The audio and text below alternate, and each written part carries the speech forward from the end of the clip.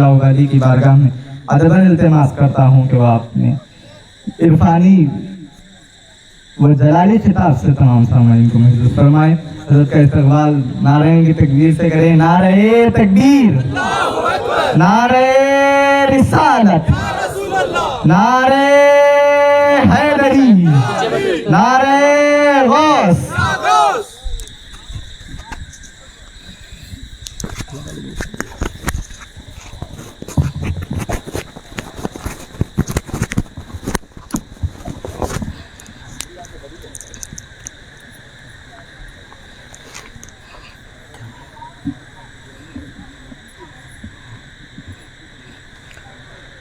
अस्सलामु अलैकुम वरहमतुल्लाहि वबरकातुहू।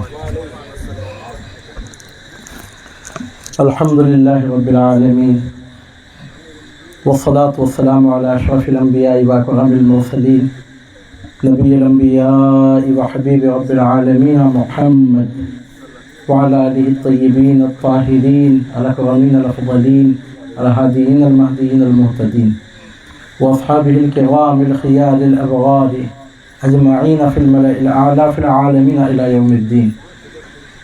नशहदु अन ला इलाहा इल्लल्लाह वहदहु ला शरीका लहु इलाहुन वाहिदा व नशहदु अन्ना सय्यिदना मुहम्मदन अब्दुहु व रसूलुहु अरसलहु अल्लाहु तआला बिल हुदा।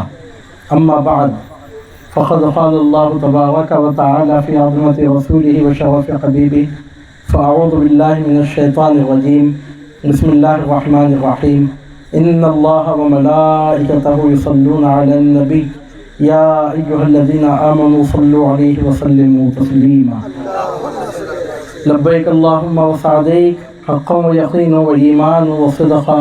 अल्लाहुम्मा सल्लि अला सय्यिदिना मुहम्मद व अला आलि सय्यिदिना मुहम्मद व बारिक व सल्लिम। क्या शान अहमदी का चमन में ज़ुहूर है, हर गुल में हर शजर में मोहम्मद का नूर है। रहमत रसूल पाक की हर शय पे आम है, हर गुल पे हर शजर पे मोहम्मद का नाम है। अल्लाह और रसूल की पहचान अली है, मैं पंजतनी हूँ मेरा ईमान अली है। कोई मुझसे ये पूछे क्या है अज़मत गौसे आज़म की, तो कह दूँगा जुज़े ईमान है उल्फत गौसे आज़म की। सल्लल्लाहु तआला व बारक व सल्लम अला खैरि खल्क़िही व नूरि अर्शिही नबीना मुहम्मद व अला आलिहि व सहबिही अजमईन।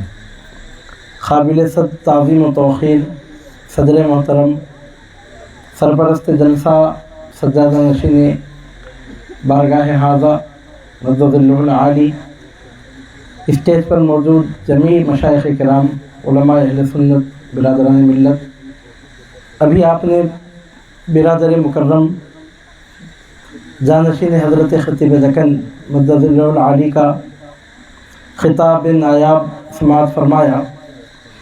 इस ज़मन में आपने एक नहायत मुहक़्क़िक़ाना नुक्ता बयान किया। तमहीद के तौर पर, उसी के तशरीह के तौर पर चंद जुमले बोल के मैं असल मौजू की तरफ आ रहा हूँ। नहायत इख्तिसार के साथ अपनी तमहीद को समेट के मैं असल मौजू की तरफ आ रहा हूँ। तमहीद के तौर पर हज़रत ख़तीब ज़मन मद्दुल्लाहुल आली का बयान किया हुआ एक नुक्ता मैं आपके सामने उसकी वज़ाहत के तौर पर कुछ कहना चाहूँगा। पहली बात तो ये कि जो नुक्ता आपने बयान किया वो आपने अपनी जानिब से बयान नहीं किया, रिसाले खुशैरी का हवाला पेश किया। अब आजकल चूँकि फतवा लगाने का बहुत शौक़ है लोगों को, तो फतवा लगाने वाला 1 से 4 मरतबा सोचे कि इमाम खुशैरी पर अगर वो फतवा लगाएगा तो ख़ुद उस पर कितना बड़ा क्वेश्चन मार्क लगेगा। बंदा नवाज सरकार ने जिस किताब की शरह फरमाई, सूफिया का जो किताब मंशूर रही, दस्तूर रही, सदियों से सूफिया के जो मुताले में रही और तसव्वुफ़ के हवाले से निहायत मोतबर मुस्तनद किताब मानी जाती है, उस किताब का आपने हवाला पेश फरमाया। पहली बात, आजकल बात बात पे फतवे लगाने का शौक़ है, सर्किल बनाकर ग्राफिक करके क्लिप्स फैलाए जाते हैं। तो अज़ीज़ान मुहतरम, ये बात आपने अपनी तरफ से बयान नहीं की, इमाम खुशैरी की तरफ की जानिब से आपने ये बात बयान की। इमाम खुशैरी ने इस मज़मून को बयान फरमाया, नंबर 1। और नंबर 2, उसकी वज़ाहत के तौर पे आपने ख़ुद भी इरशाद फरमा दिया कि उन गाफिलों का अल्लाह को पुकारना गफलत की बुनियाद पे था, और जो दुआ गफलत की बुनियाद पर मांगी जाती है कबूल नहीं होती। दिल अगर हाजिर हो तो नमाज कबूल होती है, दुआ भी कबूल होती है। सूफिया किराम के पास तो ये हदीस मुस्तनद मानी जाती है कि ला सलाता इल्ला बिहुदूरिल क़ल्ब, दिल अगर हाजिर ना हो तो नमाज ही नहीं है। अज़ीज़ान मोहतरम, जब दिल हाजिर ना हो तो नमाज कबूल नहीं हुई तो दुआ कहाँ से कबूल होगी। तो जिन लोगों ने अल्लाह ताला को पुकारा था उनका दिल हाजिर नहीं था, गफलत की बुनियाद पे पुकारा था। और जिन लोगों ने अपने पीर को पुकारा था तो पीर ने अल्लाह को इस हाल में पुकारा था कि पीर का क़ल्ब हाजिर था, उनकी दुआ कबूल हुई। अज़ीज़ान मोहतरम, इन पुकारने वालों ने इस हाल में पुकारा कि इनका दिल गाफिल था, और उस पुकारने वाले ने जो पुकारा तो उनका दिल हाजिर था। इधर से भी पुकारने वाले अल्लाह ही को पुकार रहे हैं, उधर से पुकारने वाला भी अल्लाह ही को पुकार रहा है। इधर गाफिलीन पुकार रहे हैं, मारे गए, ख़त्म हो गए, ज़िंदगी की मोहलत से हाथ धो बैठे, और उधर से पुकारने वालों ने देखा कि ये बात हमारी औकात की नहीं है, तो दरमियान में एक ऐसे शख्स को लाया जिसका दिल जिंदा था, जिसमें खुशू पाया जाता था, जिसमें खुजू पाया जाता था, जिसको दिल की हुजूरी से पुकारना आता था। चुनांचे इन्होंने अपना मुकद्दमा उनके तफवीज़ किया। इधर भी पुकारने वालों ने अल्लाह ही को पुकारा, इधर मुरीदों ने अपने पीर को वकील बनाया, पीर ने भी अल्लाह को पुकारा। उन्होंने गफलत के साथ पुकारा, जान से हाथ धो बैठे। इधर पुकारने वाला ऐसा बाखुदा था कि उसने गफलत के साथ नहीं, हुजूरी के साथ पुकारा। चुनांचे नूर की चादर ने तमाम मुरीदों को इस तरह से समेट लिया कि वह हिफाजत और सलामती अपने घर को वापस पहुँचा। तो ये जो बात है, गोया इसकी तशरीह के तौर पे वो एक शेर मैं अक्सर पढ़ते रहता हूँ। ये जो नुक्ता बयान किया गया उसकी शराब इस शेर को समझ लीजिए कि मैं मानता हूँ बात खुदा की खुदा के साथ, लेकिन खुदा मिला मुझे गौसुल वरा के साथ। मैं मानता हूँ बात खुदा की खुदा के साथ, लेकिन मैं क्या करूँ कि मुझको, लेकिन खुदा मिला मुझे गौसुल वरा के साथ। तो रिसाले कुशैरी के हवाले से जो नुक्ता बयान हुआ, आप यूँ समझिए कि तसव्वुफ़ की तालीमात का गोया ये एक बुनियादी नुक्ता है, उसकी निहायत असासी बुनियादी तालीमात में बात शामिल है। और अब 12:30 हो रहे हैं, वक्त का तो लिहाज मुझे बराबर रखना है। मुझे मालूम है कि 2 बजे फिर संदल निकलने वाला भी है, तो बिल्कुल मैं वक्त का लिहाज रख के ही गुफ्तगू करूँगा। और आज के जलसे के लिए, आज के कॉन्फ्रेंस के लिए जो टॉपिक मुकर्रर की गई है वो है गौसुल वरा कॉन्फ्रेंस।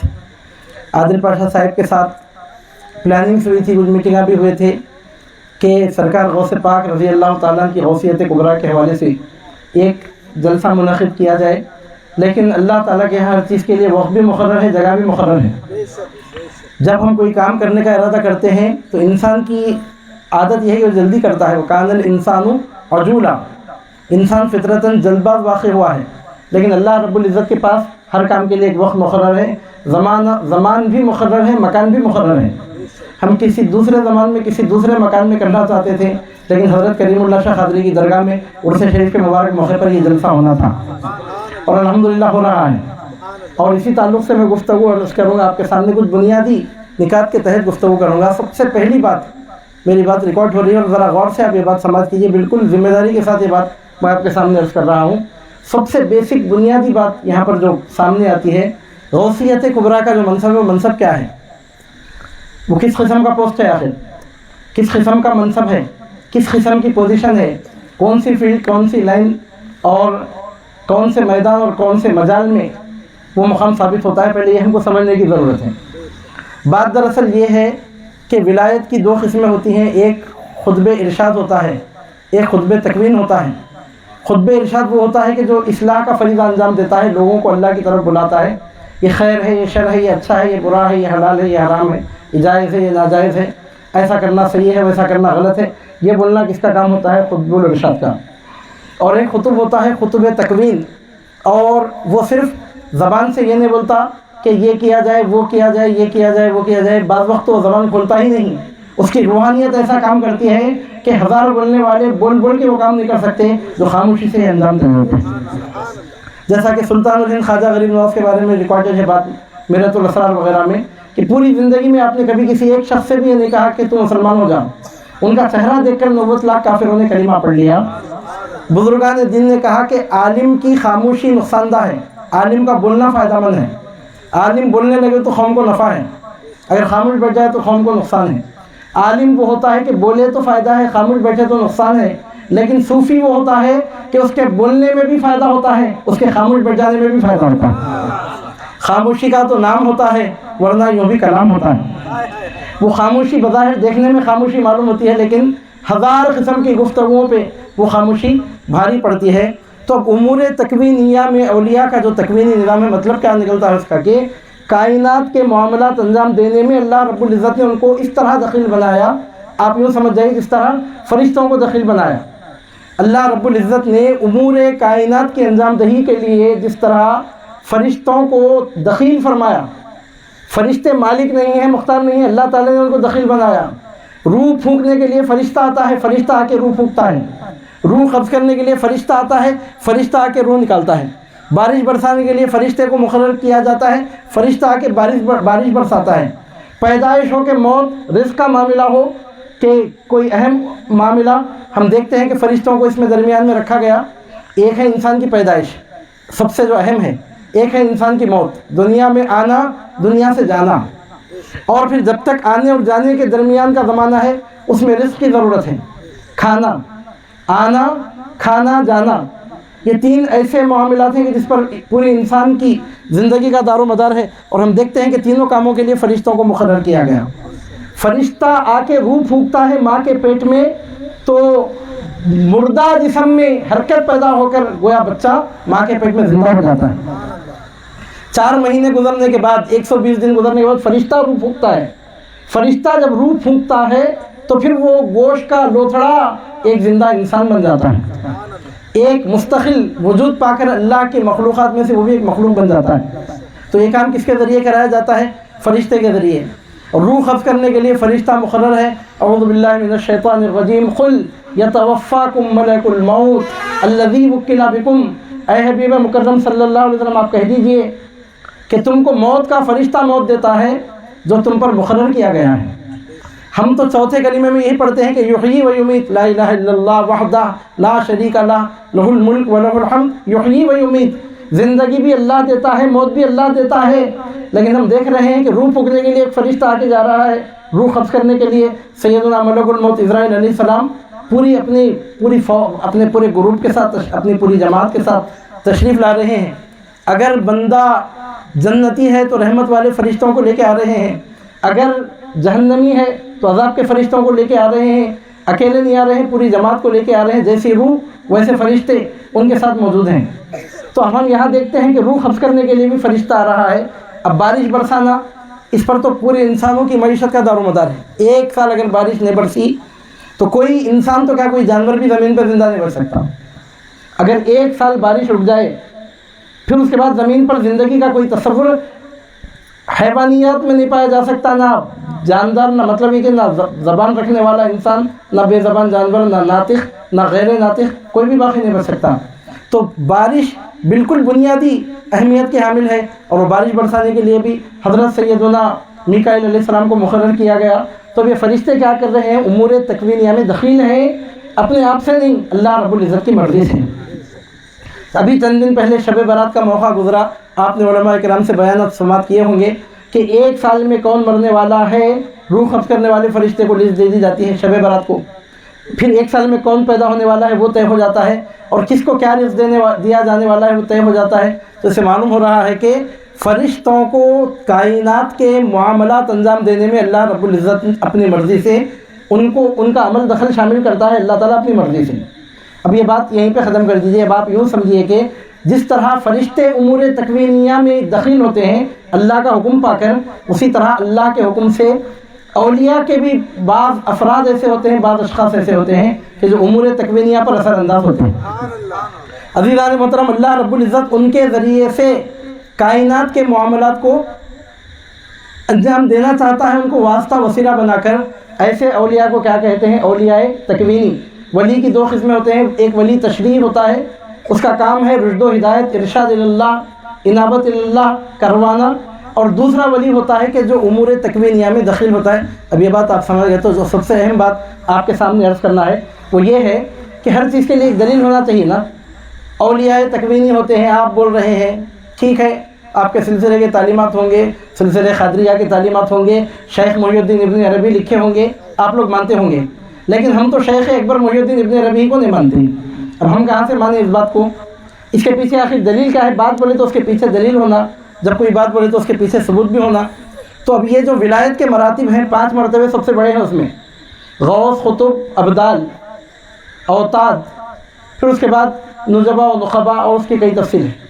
یہ غوث ہی کو قطب بھی کہتے ہیں، پھر اس کے بعد ابدال ہیں اور اوتاد ہیں اور اب نخبا ہیں، نجبا ہیں، یہ 5 بڑے مرتبے ہیں. اس کے بعد علاوہ اور نیچے اگر جانے کے بعد بہت بڑی تفصیل ہے. تو سوال یہ پیدا ہوتا ہے کیا ان کا ذکر احادیث مبارکہ میں ہے؟ اور حدیث پاک میں اگر ذکر نہیں ہے تو پھر ہم کیسے مانیں؟ یہ قطب ہیں، یہ ابدال ہیں، فلاں ہیں. تو اب آپ بول رہے ہیں مرتبہ، یہ مرتبہ کیا حدیث سے ثابت ہے؟ تو جی ہاں عزیزان محترم، یہی بات آپ کے سامنے عرض کرنا ہے. میں آپ کے سامنے ایک حدیث پڑھنے جا رہا ہوں اب اس وقت، با حوالہ، ہوائی فائرنگ نہیں، با حوالہ میں حدیث آپ کے سامنے پیش کرنے جا رہا ہوں. نمبر 1 حدیث مرفوع، حضور نبی کریم صلی اللہ علیہ وسلم کا ارشاد، نمبر 1. اور نمبر 2 ایک حدیث بھی میں آپ کے سامنے پیش کروں گا، وہ حضور نبی کریم صلی اللہ علیہ وسلم کا ارشاد نہیں ہے، سرکار صلی اللہ علیہ وسلم کے ایک نہایت مشہور ترین صحابی حضرت سیدنا عبداللہ ابن مسعود رضی اللہ تعالیٰ کا ارشاد ہے. اور اہل سنت و جماعت کے پاس یہ بات متفقہ طور پہ تسلیم شدہ ہے کہ اگر کوئی صحابی ایسی بات بول رہے ہیں کہ جو عقل سے معلوم نہیں ہو سکتی، ایسی بات اگر صحابی بول رہے ہیں تو سرکار صلی اللہ علیہ وسلم کی طرف اگر منسوب نہیں بھی کرتے ہیں تو بھی یہی مطلب اس کا نکالا جاتا ہے کہ سرکار صلی اللہ علیہ وسلم سے سن کے ہی بول رہے ہیں. یہی وجہ ہے کہ صحابہ کرام رضوان اللہ علیہ مجمعین کے اقوال کو بھی محدثین کی اصطلاح میں حدیث کہتے ہیں. ڈائریکٹ حدیث نہیں ہے، انڈائریکٹ حدیث ہے. ڈائریکٹ حدیث اگر نہیں بھی ہے، سرکار صلی اللہ علیہ وسلم کا ارشاد اگر نہیں بھی ہے اس میں، لیکن ایک صحابی ایسی بات بول رہے ہیں کہ جو عقل سے معلوم ہونے والی نہیں ہے، تو ایسی بات کے بارے میں بھی یہی سمجھا جاتا ہے کہ دیکھا جائے گا کہ وہ بات عقل سے معلوم ہونے کی ہے کہ نہیں ہے. 2+2=4، آگ جلاتی ہے، پانی کا کام ٹھنڈا کرنا ہے، آگ کا کام گرم کرنا، ایسی باتیں نہیں. ایسی بات جو عقل سے معلوم نہیں ہو سکتی، جو بات عقل کی بنیاد پر نہیں معلوم ہو سکتی، ایسی بات اگر کوئی صحابی بیان کر رہے ہوں تو اہل سنت و جماعت کے پاس یہ متفقہ بغیر اختلاف کے یہ نظریہ تسلیم شدہ ہے کہ اس بات کو بھی حضور نبی کریم صلی اللہ علیہ وسلم کی ہی تعلیمات کا خلاصہ سمجھا جائے گا. مثال کی طور پر لیلۃ البرات کے بارے میں، انا انزلناہ فی لیلۃ مبارکہ، ہم نے اس قرآن کو برکت والی رات میں نازل کیا. پوری دنیا کو معلوم ہے کہ قرآن شب قدر کو نازل ہوا، لیکن باقاعدہ مفسرین نے ایک قول یہ بھی نقل کیا کہ اس سے لیلۃ البرات شب برات مراد ہے. اب وہ کیسے معلوم ہوا؟ تو عقل سے معلوم ہونے والی بات نہیں ہے. حضرت اکرمہ نے جو حضرت عبداللہ ابن عباس کے شاگرد ہیں، انہوں نے یہ بات ارشاد فرمائی. جب انہوں نے کہا تو حضرت ابن عباس سے سن کے بول رہے ہیں. حضرت ابن عباس کو کہاں سے معلوم ہوا؟ تو یہ بات عقل سے معلوم ہونے کی نہیں ہے، لہٰذا اس کو حضور نبی کریم صلی اللہ علیہ وسلم کی تعلیمات کا خلاصہ ہی سمجھا جاتا ہے. اور اکثر اہل علم اس نظریے کے قائل ہیں کہ سال بھر میں لیلۃ القدر کے بعد سب سے بڑھ کر ویری نیکسٹ فضیلت والی کوئی رات ہے تو شب برات ہے. نمبر 1 اگر لیلۃ القدر ہے تو نمبر 2 لیلۃ البرات ہے. اس کی بات بھی اپنی جگہ، وہ بات بھی اپنی جگہ ثابت ہوتی ہے، یہ بات بھی اپنی جگہ ثابت ہوتی ہے. تو 2 احادیث مبارکہ سب سے پہلے میں آپ کے سامنے پیش کروں گا. ایک حدیث تو حدیث مرفوع ہے، خود حضور نبی کریم صلی اللہ علیہ وسلم کا ارشاد ہے، جس میں آپ نے ان مناسب میں سے بعض مناسب کا ذکر فرمایا. اور اس کے بعد ایک صحابی کا قول میں آپ کے سامنے پیش کروں گا، وہ بھی باحوالہ، ہوا میں اڑا کے نہیں، میری بات ریکارڈ ہو رہی ہے، وہ بھی باحوالہ میں آپ کے سامنے پیش کروں گا. اس سے آپ اندازہ لگائیے کہ ہمارے اپوزیشن میں جو علم کا دعویٰ کیا جاتا ہے کتنا کھوکھلا دعویٰ ہے. علم باطنی کو تو آپ جانے دیجئے، علم ظاہری میں بھی ان کے معلومات کتنے محدود، کتنے لمیٹڈ ہیں. یہاں پہنچ کے ماننا پڑتا ہے کہ کتابوں کے ذریعے انفارمیشن جمع کر لینے سے علم حاصل نہیں ہوتا. انا مدینۃ العلم وعلی بابوہا پر عمل کرتے ہوئے پنجتن پاک کی غلامی کا حلقہ گلے میں ڈال کر، فاطمۃ الزہرا کے دروازے کی بھیک پا کر، مولا علی المرتضیٰ کو رسول پاک صلی اللہ علیہ وسلم کی بارگاہ میں وسیلہ بنا کر مدینۃ العلم تک جو پہنچتا ہے، علم کا صحیح فیضان صرف اور صرف انہی لوگوں کو پہنچتا ہے. نعرہ تکبیر، اللہ اکبر، نعرہ تکبیر، اللہ اکبر، نعرہ رسالت یا رسول اللہ. بازاروں سے کتابیں لا کر انفارمیشن جمع کر لینا الگ بات ہے، نگاہ مرتضوی کی خیرات پا کر، نگاہ مصطفی کا فیضان پا کر علم کے صحیح حقائق تک پہنچنا یہ ایک دوسری بات ہے. عزیزان محترم، تو آپ کے سامنے دونوں باتیں میں پیش کروں گا، اور پیش کرنے سے پہلے جن کی غوثیت کبریٰ کے عنوان پر ہم گفتگو کرنے کی سعادت حاصل کر رہے ہیں، خراج عقیدت، نذرانِ عقیدت پیش کرنے جا رہے ہیں، خود ان کی شخصیت مبارکہ اہل سنت و جماعت کے پاس اتھارٹی ہے. اگر کوئی بات حضور پیران پیر غوث اعظم دستگیر رضی اللہ تعالیٰ عنہ سے ثابت ہو گئی، وہ بات اہل سنت و جماعت کے پاس مسلمہ ہے، اس پر دلیل پڑھنے کی ضرورت نہیں ہے کیونکہ اہل سنت و جماعت میں کسی ایک شخص نے بھی آپ کی علمی جلالت پر شک نہیں کیا۔ علامہ ابن حجر اسقلانی ہوں، چاہے وہ علامہ امام نووی ہوں، یا اور دو قدم آگے بڑھ کر ہم دوسرے سرکل میں سے دیکھیں ابن تیمیہ کیوں نہ ہو، ابن کثیر کیوں نہ ہو، عزیزان محترم ابن رجب الحنبلی کیوں نہ ہو، ہم دیکھتے ہیں کہ وہ ایک روافض کو چھوڑ کر بقیہ جتنے فرقے کے ماننے والے ہیں ان لوگوں نے حضور پیران پیر غوث اعظم دستگیر کی علمیت پر کوسچن مارک لگانے کی ضرورت نہیں کی، اور اہل سنت و جماعت میں تو حضور پیران پیر غوث اعظم دستگیر کو تمام سلاسل کے تمام اولیاء نے اور تمام سلاسل کے تمام ذمہ داروں نے اپنا استاد، اپنا پیر، اپنا شیخ، اپنا رہبر، اپنا رہنما، اپنا قائد، اپنا امام، اپنا پیشوا بلا اختلاف تسلیم کیا ہے۔ بغیر کسی اختلاف کے حضور پیران پیر غوث اعظم دستگیر رضی اللہ تعالیٰ عنہ کی ذات گرامی اتھارٹی کا درجہ رکھتی ہے، اور حضور پیران پیر غوث اعظم دستگیر رضی اللہ تعالیٰ عنہ نے ولایت کے ان مناصب کا ایک مرتبہ نہیں 12 تذکرہ فرمایا۔ مثال کے طور پہ آپ فرماتے ہیں کہ ولایت کے جتنے مرتبے ہیں میرے گھر کی کھوٹیوں پر جبوں کی طرح لٹکتی رہتی ہیں، جب جس کو جو پہنانا چاہتا ہوں اتار کے پہنا لیتا ہوں۔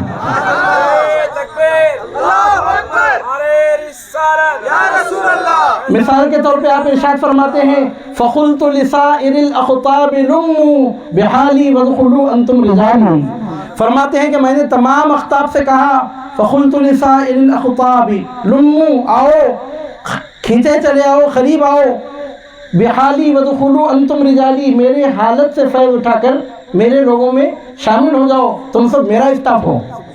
تو اس شعر میں حضور پیران پیر غوث اعظم دستگیر رضی اللہ تعالیٰ نے باقاعدہ اخطاب کو اپنا اسٹاف قرار دیا، اپنی جماعت قرار دیا۔ عزیزان محترم، ایک دو جگہ ایک دو بار کی بات نہیں ہے، 12 حضور بڑے پیر سرکار نے بات ارشاد فرمائی۔ چلیے بھائی ہم حدیث شریف کا رخ کرتے ہیں۔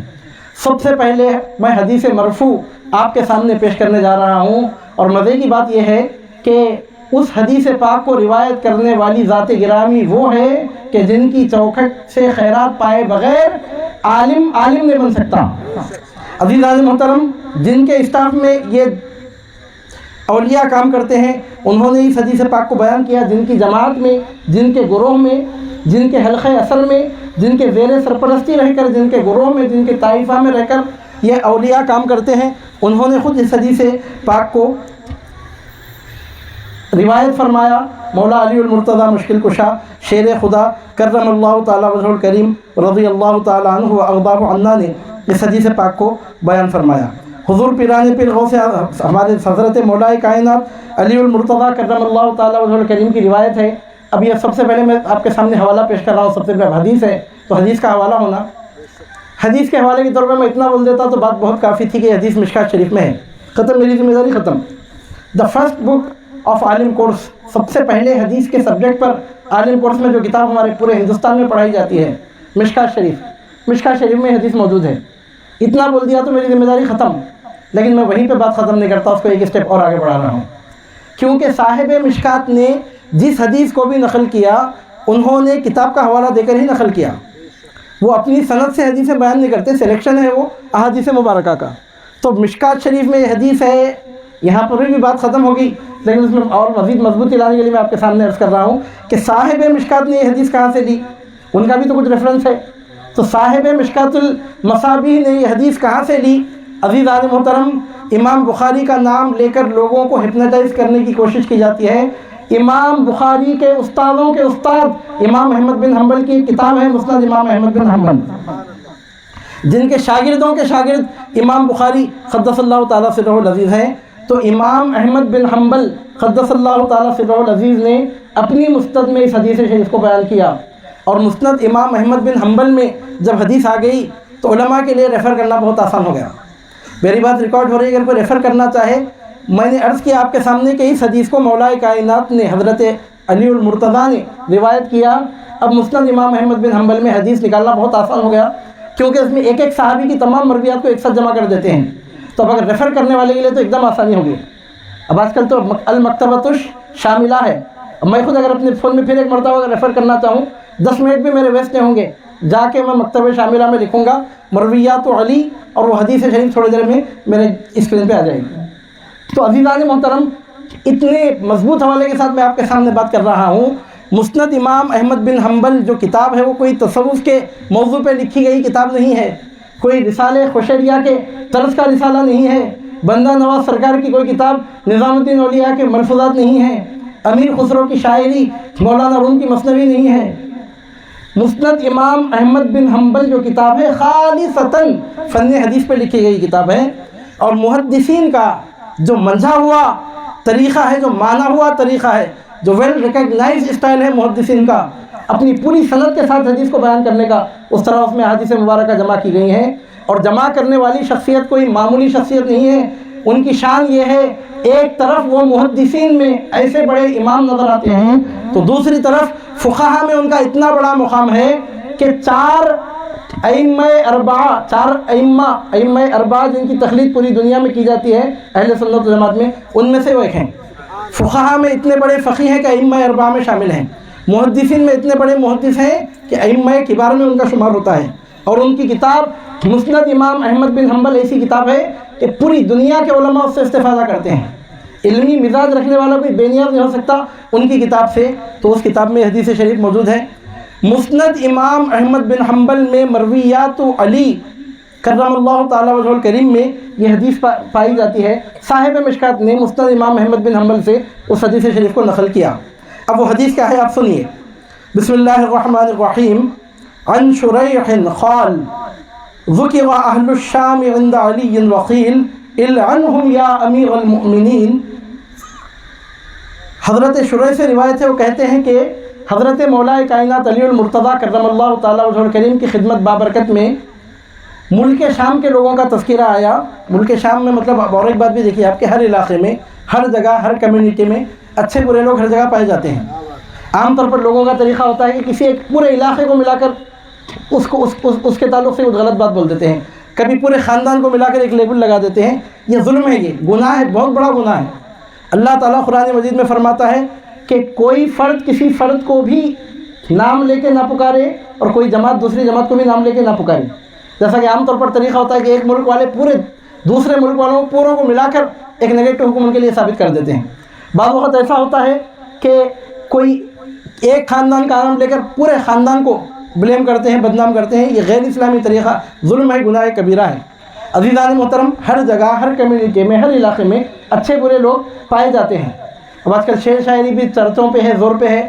اب ملک شام کی جب بات آ رہی ہے تو ملک شام میں بھی دونوں گروہ ہیں. جہاں ملک شام میں دمشق کے قبرستان میں یزید کی ہڈیاں, گلی ہوئی ہڈیاں جہاں عبرت کا نشان بنی ہوئی ہیں, وہیں ملک شام میں انہی امویوں کے قبرستان کے سامنے سیدتنا بی بی زینب کا مقبرہ, عقیدتوں کا قبلہ, محبتوں کا کعبہ بنا ہوا. ہم ایک حکم ایک ساتھ تمام لوگوں پہ نہیں لگا سکتے. تو حضرت مولا کائنات کرم اللہ وجہ الکریم کے سامنے کس کا تذکرہ نکلا؟ اہل شام کا. یہ کون سی کتاب میں سے پڑھا ہوں میں روایت آپ کے سامنے؟ مسند امام احمد بن حنبل. 3 4 5 6 7 بار شاید میں بول دیا. اب اس کے بعد میں حدیث پڑھ رہا ہوں. فرماتے ہیں کہ امام احمد بن حنبل حدیث نقل کرتے ہیں کہ عن شریح قال. یہ شریح کون ہیں؟ تو راوی حدیث ہیں جو حضرت مولا کائنات کرم اللہ وجہ الکریم کی خدمت میں اس وقت حاضر تھے. ان سے روایت ہے, وہ کہتے ہیں ذکر اہل الشام عند علی. حضرت مولا کائنات علی المرتضیٰ کرم اللہ تعالی وجہ الکریم کے سامنے اہل شام کا تذکرہ کیا گیا. اب وہ اہل شام کون تھے؟ تو اہل شام میں اچھے لوگ بھی تھے, برے لوگ بھی تھے, مگر حدیث شریف کا انداز یہ بتا رہا ہے کہ جن اہل شام کا تذکرہ اس وقت ہو رہا تھا وہ باغی تھے, خلافت راشدہ خلافت حقہ کے منکر تھے, خلافت علی منہاج النبوہ کے خلاف بلفاظ دیگر دائرہ اہل سنت و جماعت سے خارج 100% گمراہ تھے. ان کے بارے میں بات ہو رہی تھی. اگر کوئی خلافت راشدہ کو تسلیم نہیں کرتا, 4 خلفائے راشدین, ان کے بعد امام حسن مجتبیٰ علیہ السلام کے 6 مہینے, ان خلفائے راشدین میں سے کسی کی خلافت راشدہ کو اگر کوئی تسلیم نہ کرے تو وہ اہل سنت و جماعت کے دائرے سے خارج ہے. تو عزیزان محترم, ایسے لوگوں کا ذکر ہو رہا تھا. کس کی بارگاہ میں ہو رہا تھا؟ حضرت مولا کائنات علی المرتضیٰ کرم اللہ تعالی وجہ الکریم کی بارگاہ میں. ذکر اہل الشام عند علی. حضرت مولا کائنات کرم اللہ وجہ الکریم کے سامنے اہل شام کا تذکرہ ہوا, شام کے باغیوں کا تذکرہ ہوا, خلافت راشدہ کے منکروں کا تذکرہ ہوا, خلافت حقہ کے خلاف خروج کرنے والوں کا تذکرہ ہوا. آپ بولیں گے وہ کیسا معلوم آپ کو؟ تو اس کے بعد کا جملہ دیکھ کے بول رہا ہوں میں، بات بھی سنیے۔ حضرت مولا کائنات کرم اللہ وجہہ الکریم کے سامنے اہل شام کا تذکرہ ہوا، وقیل اور حضرت مولا کائنات کرم اللہ وجہہ الکریم کی خدمت بابرکت میں عرض کیا گیا، العنہم یا امیر المومنین، اے امیر المومنین ان پر لعنت کیجیے، آپ بد دعا کیجیے، ان پر لعنت بھیجیے، ان کے لیے بد دعا کر دیجیے۔ کس کے لیے؟ اہل شام کے لیے۔ اب بولنے والوں کا جو انداز تھا عزیزان محترم، پورے اہل شام کے لیے ملا کر بد دعا کرا دینے کی درخواست کی جا رہی ہے، حالانکہ ملک شام میں اچھے برے ہر قسم کے لوگ تھے نا۔ میں کیا بول رہا ہوں آپ کو کہ چاہے کوئی آرگنائزیشن ہو، چاہے کوئی کمیٹی ہو، چاہے کوئی تحریک ہو سکتا ہے کہ بھولے بھٹ کے لوگ بھی اس میں آ کے شامل ہو جاتے ہیں کبھی، جیسا تبلیغی جماعت کا زور چلا، ہمارے ایسے بھولے لوگوں کو ہم دیکھیں کہ الف معلوم نہ بے معلوم تبلیغی جماعت کو خالص تحریک صلاۃ سمجھ کر وہ اس کی تعریفیں کرتے تھے۔ اب ایسے غافلوں کے ساتھ اللہ تعالیٰ اب ان کے نیتوں کے مطابق ہی معاملہ فرماتا ہوں گا۔ قرآن میں اللہ تعالیٰ فرماتا ہے کہ عالم اور جاہل برابر نہیں ہو سکتے، قل هل يستوي الذين يعلمون والذين لا يعلمون۔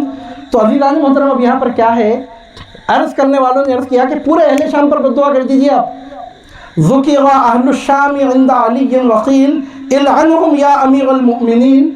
حضرت مولا کائنات کی خدمت میں اہل شام کا تذکرہ ہوا تو حضرت مولا کائنات کرم اللہ وجہہ الکریم کے متوسلین نے عرض کیا، سرکار پورے اہل شام کے لیے آپ بد دعا فرما دیجیے، پورے ملک شام کے لیے، آپ ملک شام کے رہنے والوں کے لیے آپ بد دعا فرما دیجیے۔ تو حضرت مولا کائنات کرم اللہ وجہہ الکریم نے اس کے جواب میں کیا کہا؟ فقال، آپ نے ارشاد فرمایا، لا، نہیں۔ عرض کرنے والوں نے کہا کہ ملک شام کے لیے بد دعا کر دیجیے، تو حضرت مولا کائنات کرم اللہ وجہہ الکریم نے فرمایا، لا، نہیں۔ کیوں نہیں؟ تو آپ نے اس کے بعد ارشاد فرمایا کہ انی سمعت رسول اللہ صلی اللہ علیہ وسلم یقول، میں نے حضور نبی کریم صلی اللہ علیہ وسلم کو ارشاد فرماتے ہوئے سنا ہے، الابدال یکونون بالشام وهم 40 رجلا، کہ ملک شام میں 40 ابدال رہتے ہیں، کلما مات رجل ابدل اللہ مکانہ رجلا، جب ان میں سے کوئی ایک آدمی بھی مر جاتا ہے، انتقال فرما جاتا ہے، تو اللہ تعالیٰ اس کی جگہ دوسرے کو مقرر فرما دیتا ہے۔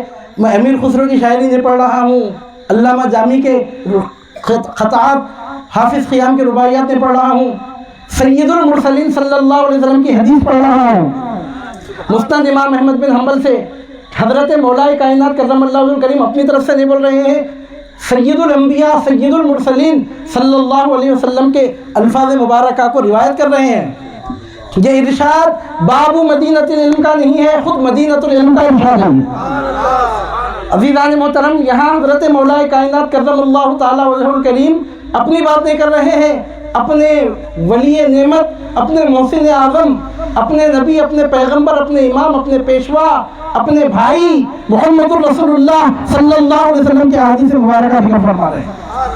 حضرت مولا کائنات کرم اللہ وجہہ الکریم نے فرمایا، لا، میں اہل شام پر لعنت نہیں بھیجوں گا، انی سمعت رسول اللہ صلی اللہ علیہ وسلم یقول، میں نے حضور نبی کریم صلی اللہ علیہ وسلم کو یہ ارشاد فرماتے ہوئے سنا ہے۔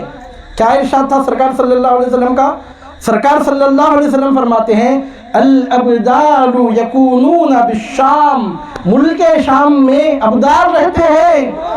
تم ان باغیوں کو دیکھ کے کہہ رہے ہو کہ ان کے لیے بد دعا کروں، تمہارے پیش نظر وہ باغی ہیں جو میرے غدار ہیں، اور میری نظر میرے ان غلاموں پہ پڑ رہی ہے کہ جن کے سروں پہ اللہ نے ولایتوں کا تاج چڑھا کے رکھا۔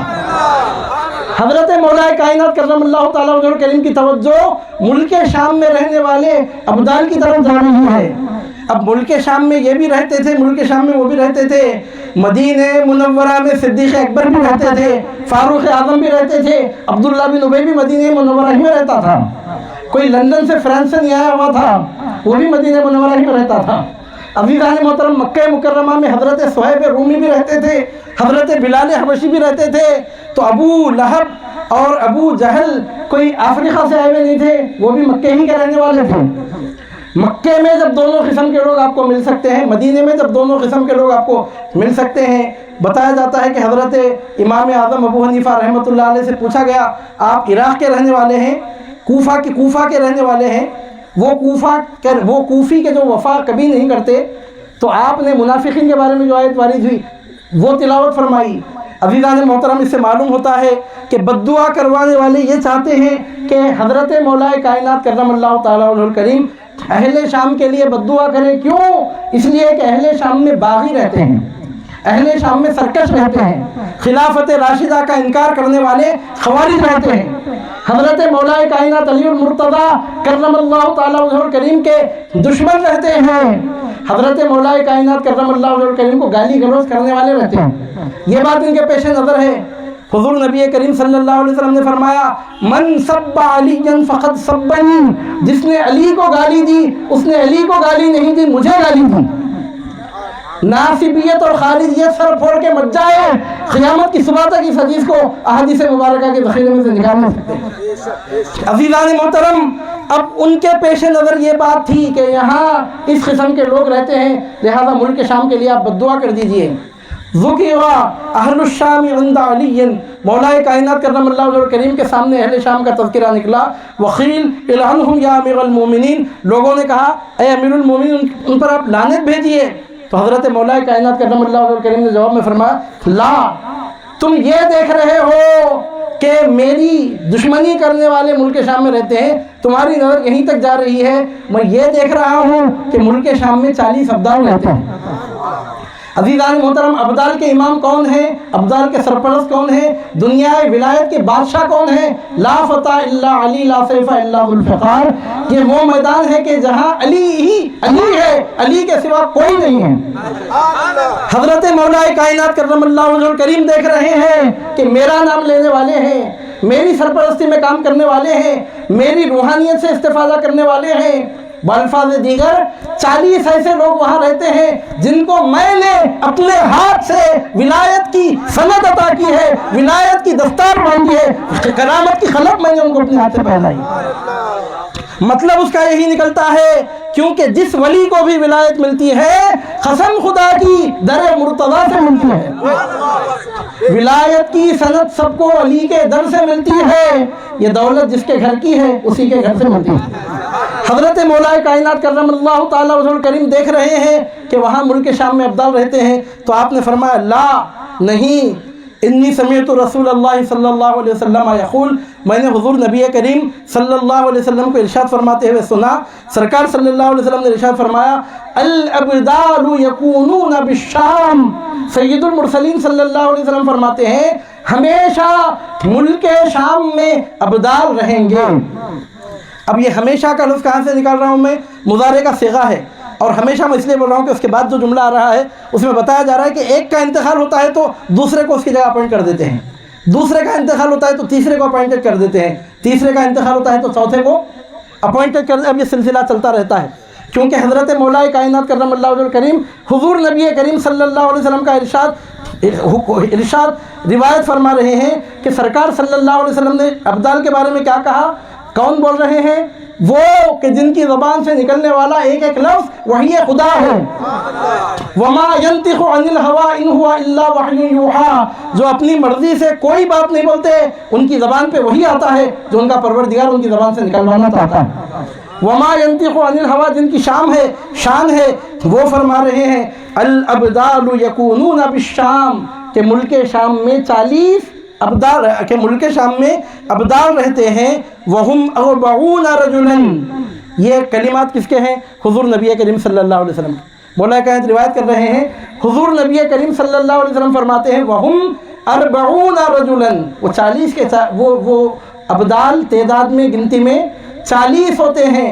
وہم 40 رجلا، 1 2 3 4 5 نہیں ہوتے، 40 ابدال ہوتے ہیں۔ اس کے بعد حضور نبی کریم صلی اللہ علیہ وسلم فرماتے ہیں کلما مات رجل، جب ان میں سے کوئی ایک ابدال انتقال فرما جاتا ہے، ایک بدل، ابدل اللہ مکانہ رجلا، تو اللہ رب العزت ان کی جگہ دوسرے کو مقرر کر دیتا ہے۔ سیٹ خالی نہیں ہوتی، کوئی آئے کوئی جائے، یہ تماشا کیا ہے کچھ سمجھ میں نہیں آتا کہ یہ دنیا کیا ہے۔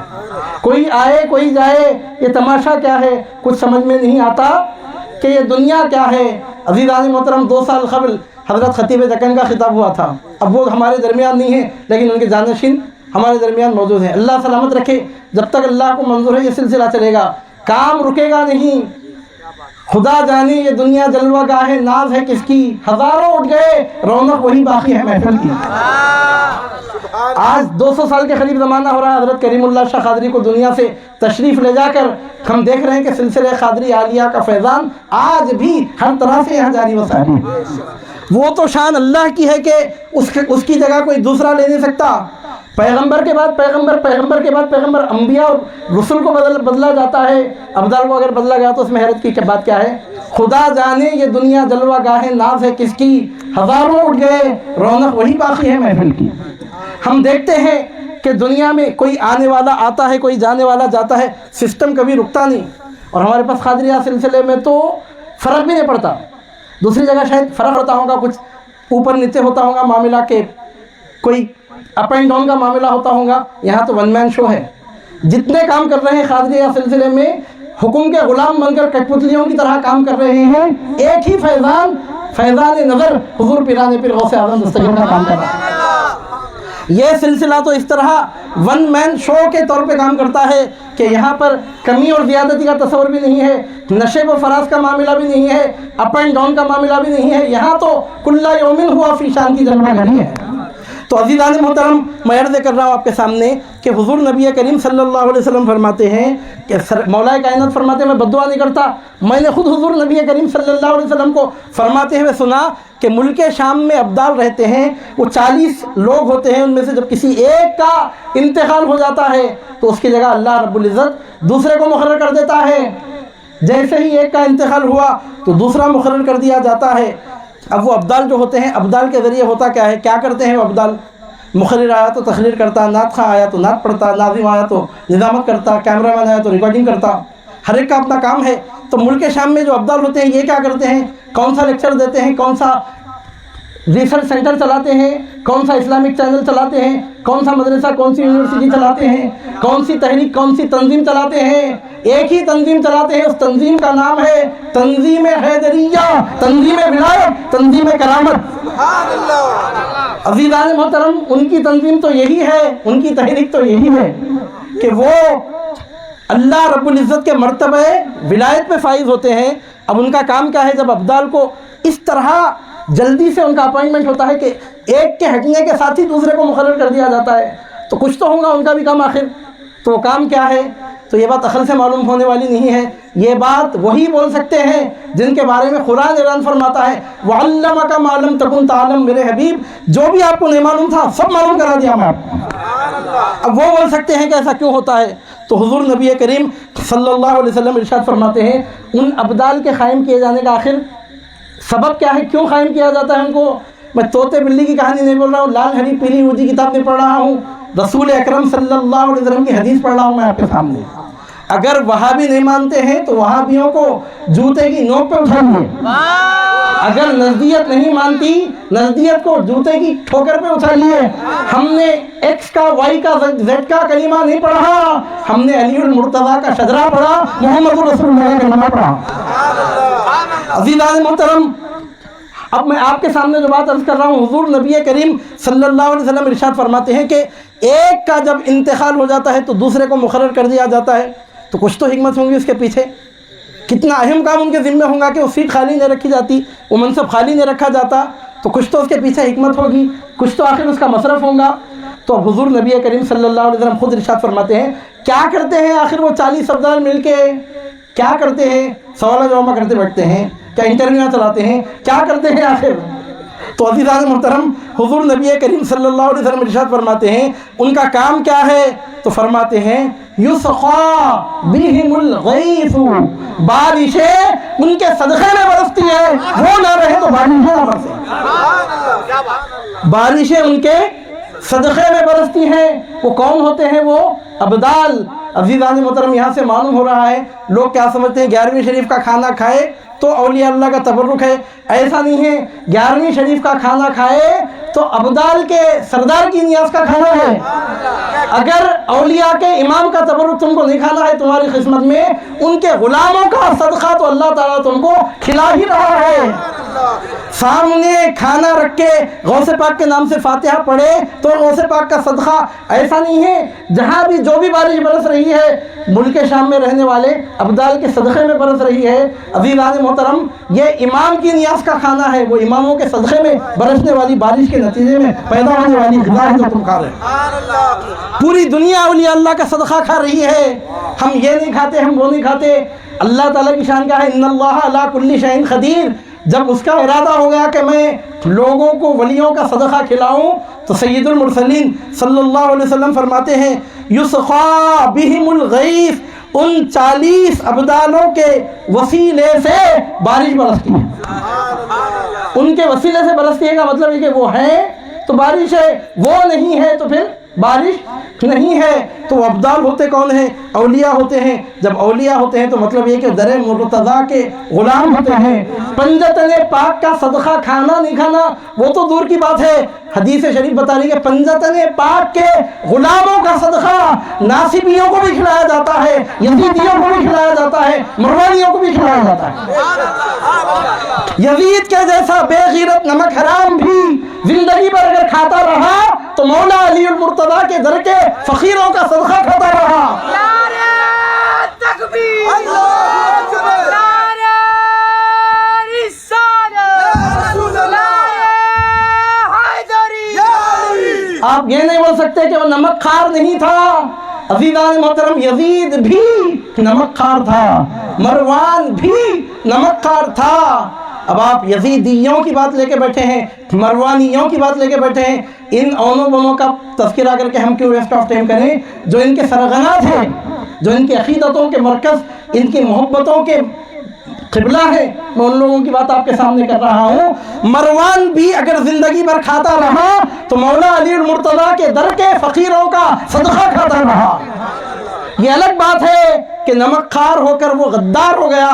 नमक खार तो वो भी है, नमक खार हम भी हैं। इसमें फ़र्क नहीं कि हम नमक खार हैं, वो नमक खार नहीं है, ऐसा नहीं है। नमक खार तो वो भी है, नमक खार तो हम भी हैं। फ़र्क क्या है? वो भी नमक खार है, ये भी नमक खार है, तो फिर फ़र्क क्या है हैदरियों में, यजीदियों में? फ़र्क ये है कि हम नमक हलाल है, वो नमक हराम है। नारे तकबीर, अल्लाहु अकबर, नारे रिसालत, रसूलुल्लाह, नारे हैदरी। हमारे पास क्या है? खाना, जिनका खाना उनका गाना। और उर्दू का एक मुहावरा है, बाप का खाना मामू की बकरियां चढ़ाना। ये नहीं है हमारे पास तरीका। जिनका खाना उनका गाना। अज़ीज़ान मोहतरम, ये अब्दाल कौन होते हैं? मौला अली अल मुर्तज़ा करमल्लाहु ताला वजहुल करीम के दर के फ़कीर होते हैं। हर वली मौलाए कायनात अली अल मुर्तज़ा करमल्लाहु ताला वजहुल करीम के दर का फ़कीर होता है।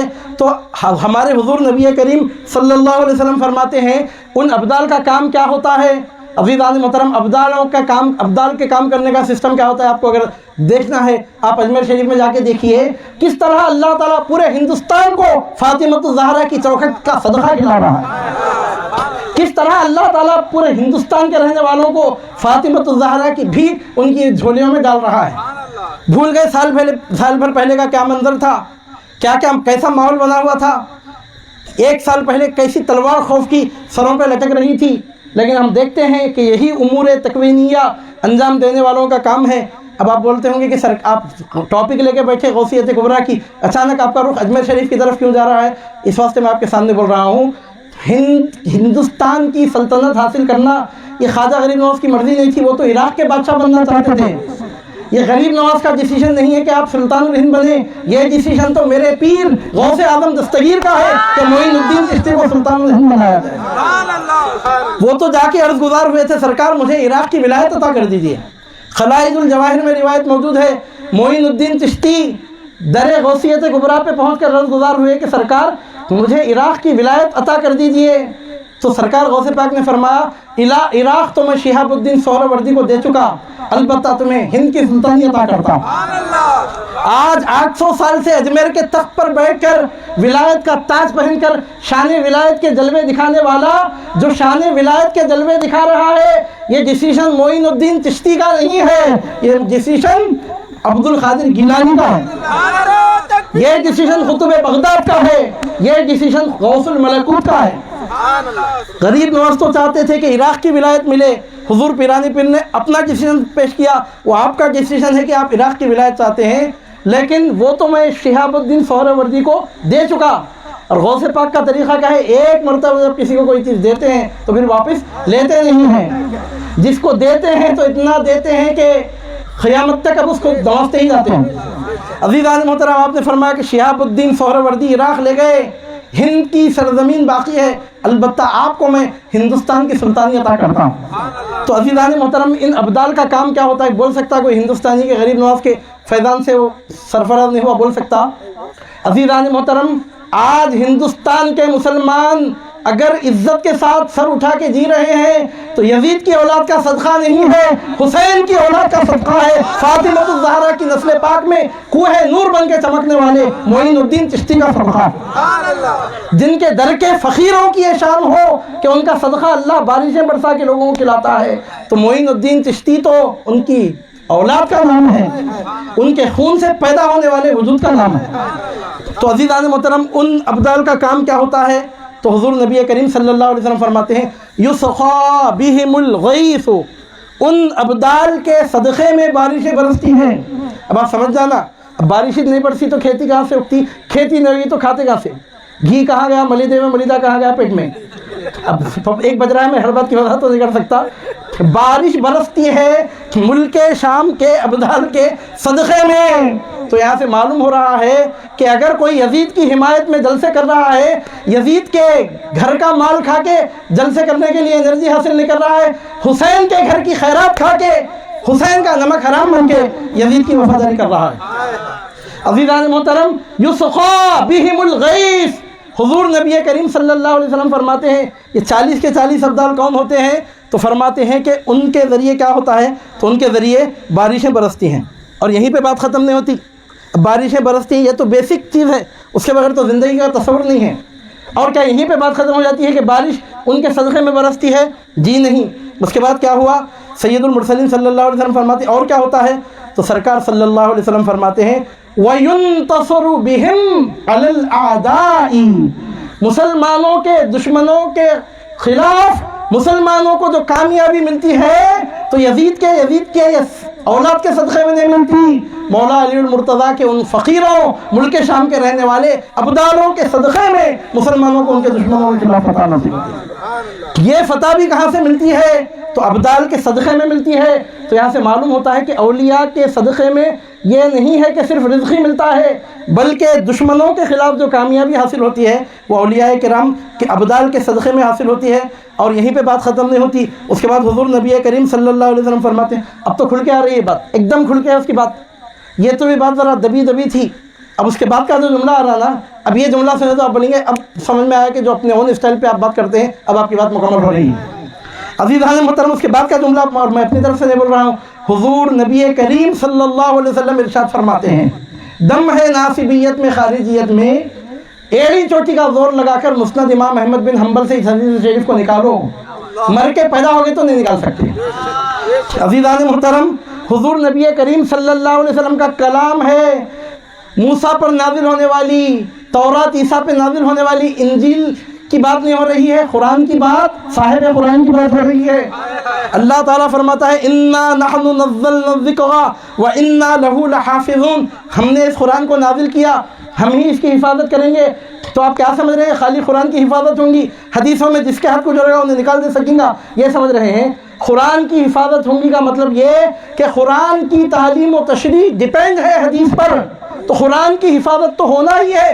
कुरान की हिफाजत के लिए हदीस रसूलुल्लाह की भी हिफाजत होनी चाहिए, क्योंकि अगर कुरान बाकी रह जाए, हदीस बाकी ना रहे, तो कुरान मजीद ना कोई पढ़ सकेगा ना समझ सकेगा, क्योंकि जिनकी ज़बान में कुरान नाज़िल हुआ वो मोहताज हैं हुज़ूर नबी करीम सल्लल्लाहु अलैहि वसल्लम की हदीस मुबारक के। तो उसके बाद देखिए कि हुज़ूर नबी करीम सल्लल्लाहु अलैहि वसल्लम क्या इरशाद फरमाते हैं? इरशाद फरमाते हैं, वयुसरफ़ु अन अहलि शामी बिहिमुल अज़ाब। अब मैं क्या बोल दिया शुरू में आपको, हर जगह अच्छे बुरे लोग रहते, पहले नहीं बोला, वो बात आप जहन में रख के सुनिए। अब मुल्क शाम में भी अच्छे बुरे लोग हैं, औलिया भी हैं, وہی ملک شام ہے کہ جہاں بی بی زینب کا روضہ انور فاطمۃ الزہرا کا صدقہ بانٹتا ہوا نظر آ رہا ہے۔ روڈ کراس کر کے جائیے، دمشق کے قبرستان میں یزید کی گڑی ہوئی ہڈیاں نشان عبرت بنی ہوئی ہیں۔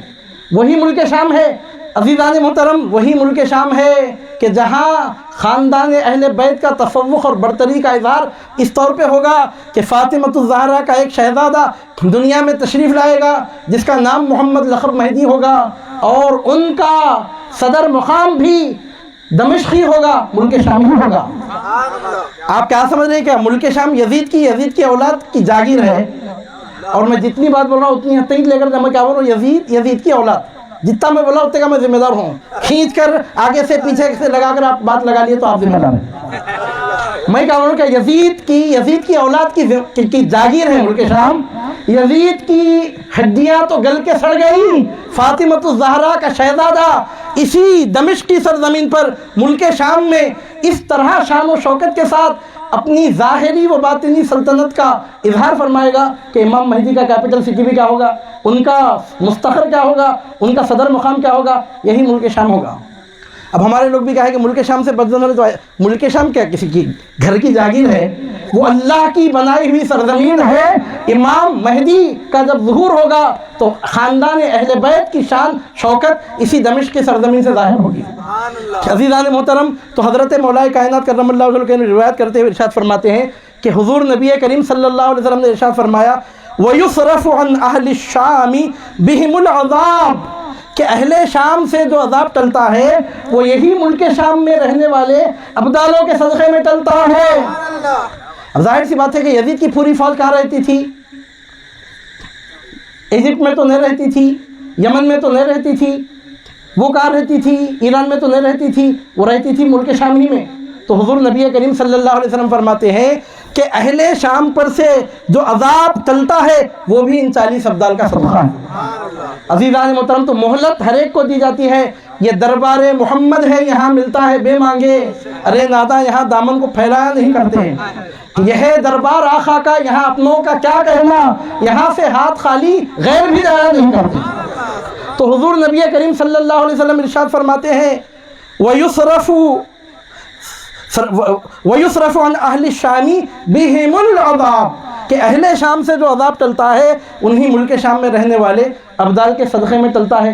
اب یہ ابدال کیا ہے؟ خالصتاً تکوینی اولیاء کی اصطلاح ہے، اور یہ جو حدیث پاک ہے نا، اس کے کئی نکات ہیں، اس کی وضاحت بہت اہمیت کی حامل ہے، لیکن میں اب وقت کی گنجائش کا خیال رکھتے ہوئے بات کو چھوڑ رہا ہوں۔ ہر بات ہر وقت کرنا کوئی ضروری بھی نہیں ہوتا۔ آپ نے سمجھیے کہ بات ہر زاویے سے مکمل تو نہیں ہے، مگر الحمدللہ some thing is better than nothing کے تحت حدیث شریف تو میں نے آپ کے سامنے پیش کر دی۔ اب یہ ملک شام کی بات جو حدیث پاک میں آ رہی ہے، ہمارے حضور نبی کریم صلی اللہ علیہ وسلم نے بطور خاص لفظ ابدال کا ذکر فرمایا۔ ابدال کیا ہے؟ تکوینی اولیاء کی، چھوٹے بچے کو بھی معلوم ہے کہ تکوینی اولیاء کی کہ مراتب میں سے ایک مرتبہ ہے جس کو ہم کیا بولتے ہیں؟ ابدال۔ اور اب میں بہت تیزی کے ساتھ ہمارے سرکار غوث پاک رضی اللہ تعالیٰ عنہ کی غوثیت کبریٰ کے جلووں کا نہایت اختصار کے ساتھ تذکرہ کروں گا، لیکن اس سے پہلے آپ کے سامنے ایک اور حدیث میں ضرور پیش کروں گا، کیونکہ میں نے ابھی آپ کے سامنے عرض کیا کہ صحابی جب کوئی بات بولتے ہیں جو عقل سے معلوم ہونے والی بات نہیں ہے تو بھی حضور صلی اللہ علیہ وسلم کی تعلیمات کا اثر سمجھی جائے۔ اور ہم صرف اہل السنہ نہیں ہیں، اہل السنہ والجماعہ ہیں۔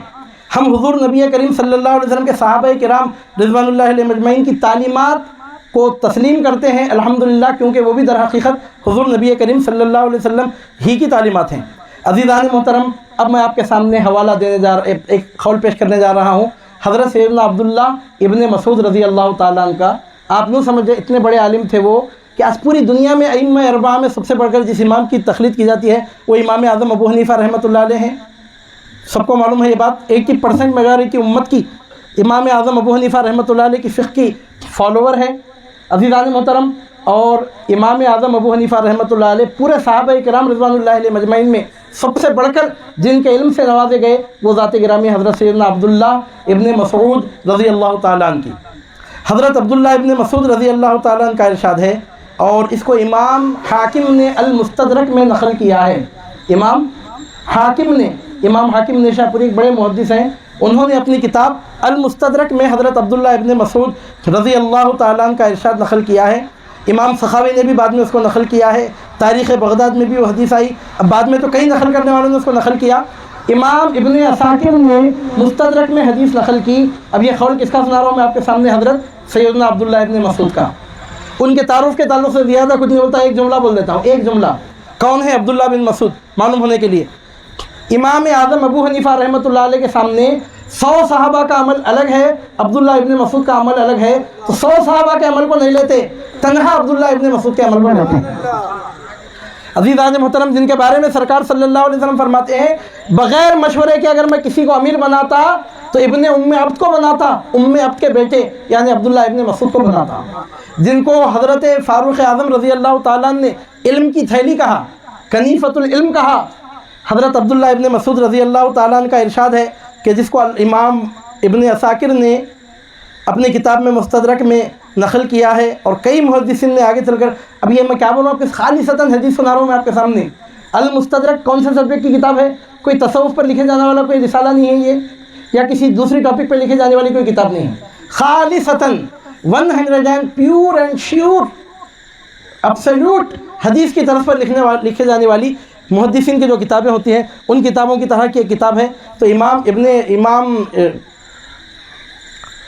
तो मैं आपके सामने अर्ज़ कर रहा था अज़ीज़ान मोहतरम, इसके बाद इमाम सखावी ने नक़ल किया, तारीख़ बगदाद में भी है, इब्न असाकिर ने भी नक़ल किया।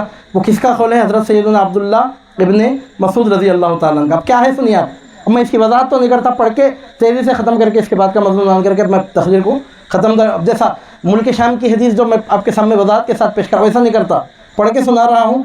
सिर्फ इससे इतना तो अंदाज़ा मिलेगा कि ये तकवीनी औलिया का जो कॉन्सेप्ट है सहाबा किराम रिज़वानुल्लाहि अलैहिम अजमईन के ज़माने से ये बात मालूम होती है। तो अल्लामा इब्न असाकिर ने नक़ल किया हज़रत सैयदना अब्दुल्ला इब्न मसूद रज़ी अल्लाह ताला अन्हु का इरशाद, माफ़ करना मुस्तदरक का हवाला गलत निकला मेरी ज़बान से, मुस्तदरक में नहीं है, इब्न असाकिर ने नक़ल किया, इमाम सखावी ने नक़ल किया, तारीख़ बगदाद में भी है। हज़रत सैयदना अब्दुल्ला इब्न मसूद रज़ी अल्लाह ताला अन्हु की रिवायत है, वो फरमाते हैं कि नुख़बा 300 हैं। अब कौन बोल रहे हैं ये बात? हज़रत सैयदना अब्दुल्ला बिन मसूद रज़ी अल्लाह ताला अन्हु फरमाते, क्या फरमा रहे हैं कि नुख़बा 300 हैं। सैयदना इब्न मसूद रज़ी अल्लाह ताला अन्हु तकवीनी औलिया का जिक्र करते हुए फरमाते हैं कि नुख़बा 300 हैं, नुजबा 70 हैं, अब्दाल 40 हैं, अखियार 7 हैं और अमद 4 हैं और गौस 1 है। तो पूरा हिसाब डाले तो कितने निकलते हो? 421 निकलते हो। पूरा हिसाब डाले तो कितने निकलते? 421। तो उसके बाद फरमाते हैं अगर उनकी दुआ कबूल हो जाए तो अच्छा है। और 421 में एक गौस होता है और बकिया जो 420 दिन की तफसील है। कोई मामला इतना अहम होता है कि पूरी टीम की टीम, पूरी जमात की जमात मिलकर अगर दुआ करी तो भी वो मसला हल नहीं होता। बाद वक्त अक्सर तो ऐसा हो जाता है कि उनकी दुआ कबूल हो जाती है, मसला हल हो जाता है।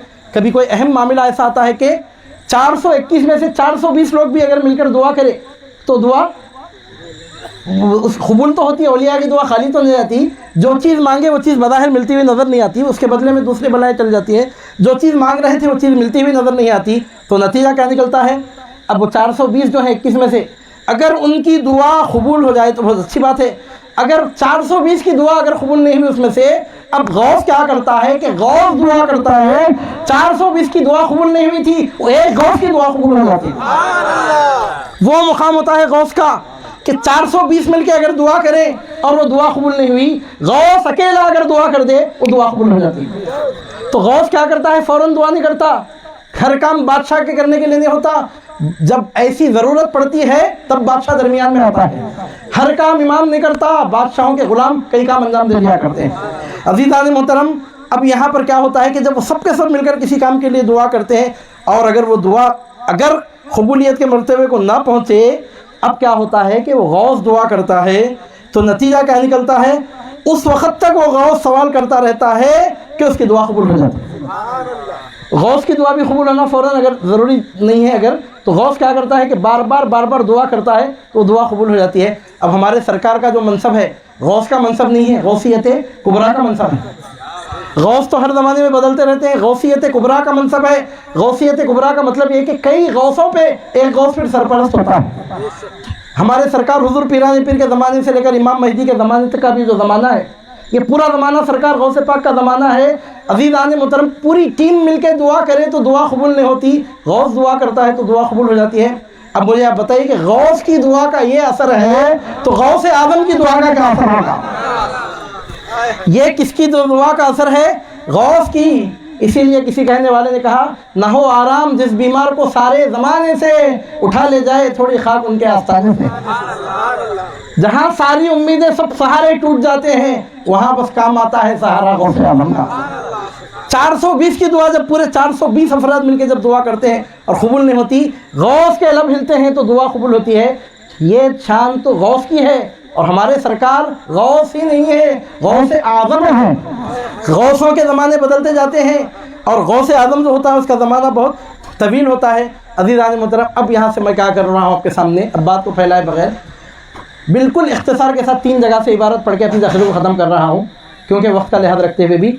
और वो 3 जगह से जो इबारत में पढ़ रहा हूँ उसमें एक मुकाम तो वो है कि ख़ुद हमारे सरकार गौसे पाक रज़ी अल्लाह ताला ने अपना मुकाम दिखाया, किस तरह अपने मुरीदों को जो आपने बशारतें दी हैं, हुज़ूर नबी करीम सल्लल्लाहु अलैहि वसल्लम ने अपनी उम्मतों को जैसी बशारतें दी, कायनात में किसी पैगम्बर ने अपनी उम्मत को उससे तक बशारतें नहीं दी।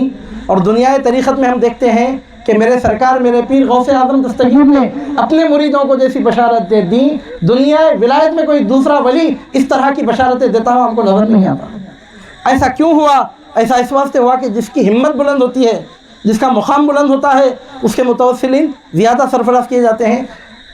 जब स्टेट गवर्नमेंट का मुलाजिम सेंट्रल गवर्नमेंट के मुलाजिम के बराबर तनख्वाह नहीं पा सकता, तो अज़ीज़ान मोहतरम, गौसियत कुबरा के दर से वाबस्ता होने वालों को तो कुछ खुसूसी इम्तियाज़ी शान अता होना ही होना, क्योंकि वो मुकाम बारगाह गौसियत कुबरा का मुकाम है। हमारे सरकार गौसे पाक रज़ी अल्लाह ताला अन्हु गौसियत कुबरा के मुकाम पे जो जलवा फरमा है वो कई तरह से साबित है। फिर वक्त सोच छोड़ के उसमें से एक बात मैं आपके सामने ला रहा हूँ। अपने ग़ुलामों को जो बशारतें आपने दी हैं, वो एक एक बशारत की मैं वजाहत नहीं करूँगा, आप गौर से सुन लीजिए, एक मरतबा पढ़ के गुजर रहा हूँ।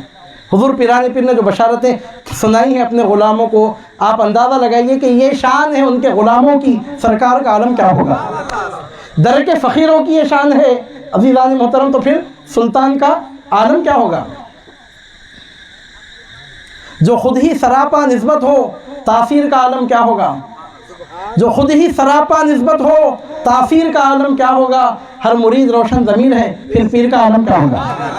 आप अंदाज़ा लगाइए कि हमारे सरकार हुज़ूर पीराने पीर गौसे आज़म दस्तगीर रज़ी अल्लाह ताला अन्हु ने कैसी कैसी बशारतें अपने मुरीदों को सुनाई हैं, अपने ग़ुलामों को आपने सुनाई हैं। अज़ीज़ान मुहतरम, हमारे सरकार हुज़ूर पुरनूर ख़ुतुब बगदाद, गौसुल अग़वास, गौसुल मलकूत, शैख़ुल उम्मतिल मुहम्मदिया, शैख़ुल कुल, शेख अब्दुल क़ादिर अल गिलानी रज़ी अल्लाह ताला अन्हु अर्ज़ाहु अन्ना इरशाद फरमाते हैं, मैंने सआदत कुबरा पाली।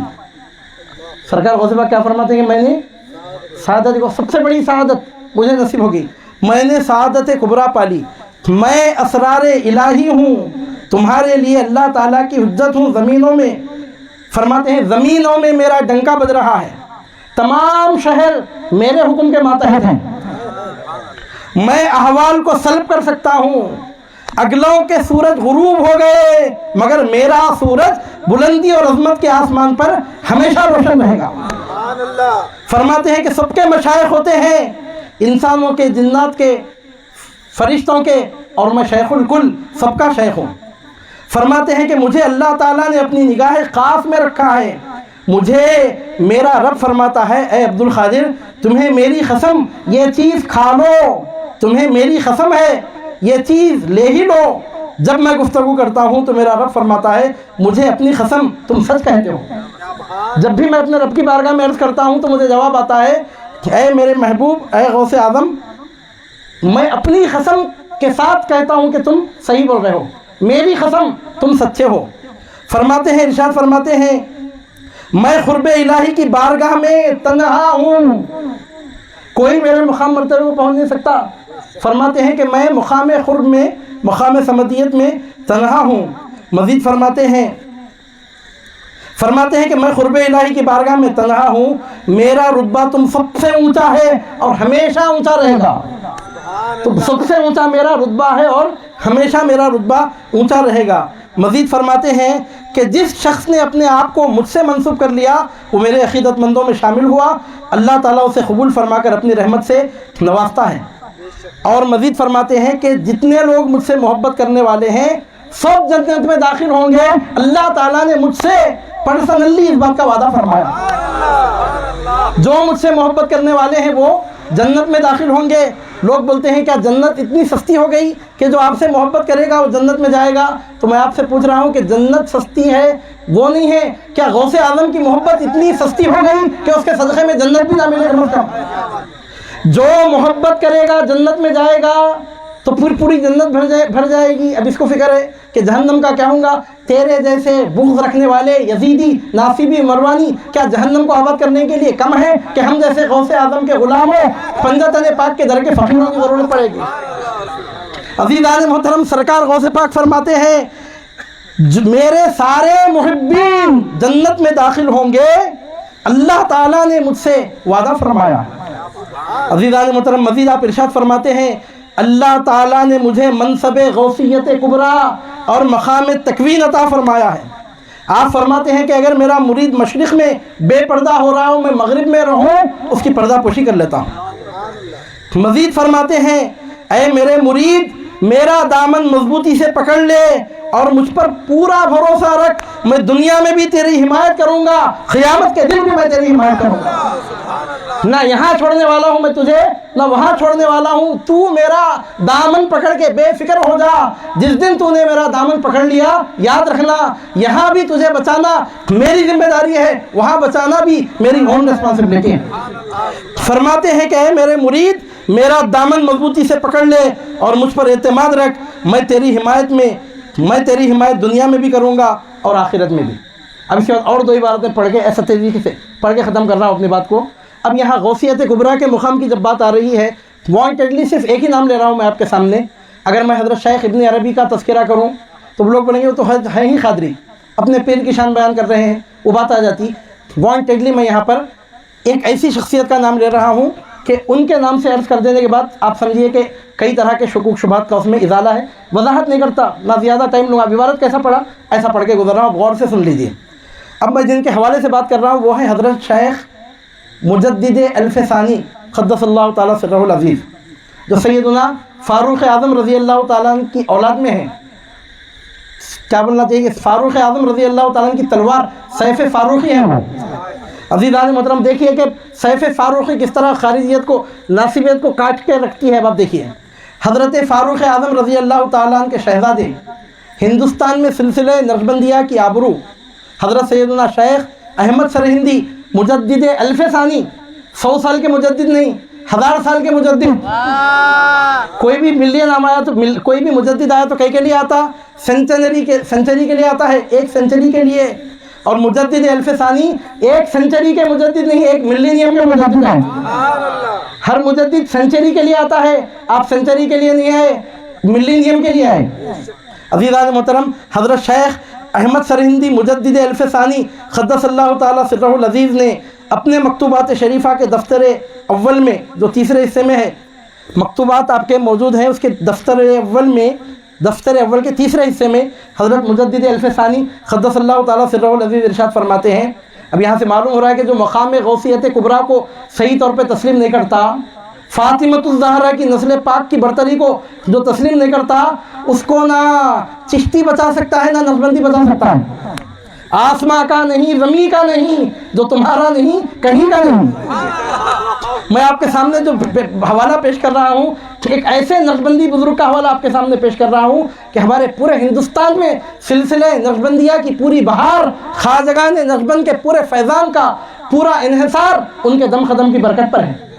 وہ ذات گرامی حضرت شیخ احمد سرہندی مجدد الف ثانی قدس اللہ تعالیٰ سرہ العزیز کی مکتوبات کے پہلے دفتر کے تیسرے حصے میں حضرت مجدد الف ثانی قدس اللہ تعالیٰ سرہ العزیز ارشاد فرماتے ہیں جس قدر خوارق حضور سید محی الدین جیلانی قدس سرہ سے ظاہر ہوئے ویسے خوارق کسی سے ظاہر نہیں ہوئے.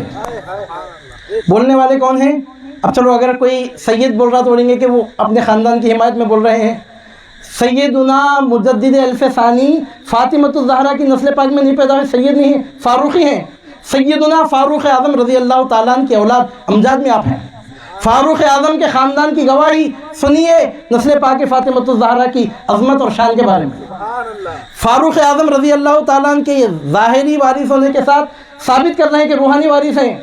फारूक आजम रज़ी अल्लाह ताला ने जब बैतुल माल में वज़ाइफ मुक़र्रर किए थे तो हसनैन करीमैन के लिए बदरी साहबा के बराबर वजीफ़ा मुक़र्रर किया था। साहबा की सीनियरिटी के हिसाब से वज़ाइफ ज़्यादा मुक़र्रर होते थे, जो जूनियर थे उनका वजीफ़ा कम था। हसनैन करीमैन के लिए सैयदुना फारूक आज़म रज़ी अल्लाह ताला ने बदरी साहबा के बराबर वज़ाइफ मुक़र्रर किए। आपके साहिबजादे अब्दुल्ला बिन उमर हाजिर हुए, अर्ज़ गुज़ार हुए कि अब्बा जान वो तो उम्र में मुझसे भी कम है और आप उनको इतना वजीफ़ा मुक़र्रर कर रहे हो, हमको बिल्कुल जूनियर साहबा के बराबर और उनको बदरी साहबा के बराबर। इमाम हुसैन तो पैदा भी नहीं हुए थे ग़ज़वा बदर के मौके पर, ना इमाम हसन अलैहिस्सलाम पैदा हुए थे। बदरी साहबा के बराबर आप वजीफ़ा दे रहे हैं। तो फारूक आज़म रज़ी अल्लाह ताला ने फरमाया था, अय अब्दुल्ला याद रखना, निस्बतों को मलहूज़ रखो। तुम ये देख रहे हो कि उनकी उम्र तुम्हारी उम्र से कम है, तुम मुझे बताओ क्या तुम्हारी माँ फातिमतुज़ ज़हरा, क्या तुम्हारा नाना मोहम्मद रसूलुल्लाह है? हज़रत फ़ारूक आज़म रज़ी अल्लाह ताला ने पूछा था। वही फ़ारूक आज़म रज़ी अल्लाह ताला का DNA जब मुजद्दिद अल्फ़सानी के जिस्म में अपना असर दिखा रहा है तो आप इरशाद फरमाते हैं, शेख अकबर हज़रत शेख मुजद्दिद अल्फ़सानी फरमाते हैं, अब इसे क्या मालूम हो रहा कि जो फातिमतुज़ ज़हरा की नस्ल पाक की बरतरी को तो तस्लीम नहीं करता, ना रिफ़ाइयों का वफ़ादार है ना नक्शबंदियों का। अक्लमंद को इशारा काफ़ी है। आसमां का नहीं, ज़मीं का नहीं, जो तुम्हारा नहीं कहीं का नहीं। हर जा अली मिलेंगे ना दामन बचाइए, बचना अली से है तो जहन्नम में जाइए। हज़रत फ़ारूक आज़म रज़ी अल्लाह ताला के शहज़ादे गवाही दे रहे हैं, मैं हवाई फायरिंग में कर रहा हूँ। मुजद्दिद अल्फ़सानी के मकतूबात कोई नादिर नायाब मकतूदा नहीं है। पूरी दुनिया में, हिंदुस्तान, पाकिस्तान, पूरे उर्दू जहाँ जहाँ तक उर्दू फ़ारसी पढ़ी जाती है, हज़रत मुजद्दिद अल्फ़सानी के मलफूज़ात पढ़े जाते हैं। मलफूज़ात के पहले दफ्तर के तीसरे हिस्से में हज़रत शेख मुजद्दिद अल्फ़सानी क़द्दसल्लाहु ताला सिर्रहुल अज़ीज़ फरमाते हैं, जिस क़दर ख़वारिक़ मतलब जिस क़दर करामात हुज़ूर मुहियुद्दीन जीलानी से ज़ाहिर हुए, वैसे करामात किसी से ज़ाहिर नहीं हुए। ज़ाहिर कैसे हो सकते हैं? अज़ीज़ान मोहतरम, पैदा होने वाले औलिया कहीं और पैदा हुए होंगे, लेकिन गौसे आज़म के बराबर उनसे करामत ज़ाहिर इसलिए नहीं हो सकती कि गौसे आज़म किसी और के घर में नहीं पैदा हुए, फातिमतुज़ ज़हरा के घर में पैदा हुए, मोहम्मद रसूलुल्लाह के ख़ानदान में पैदा हुए।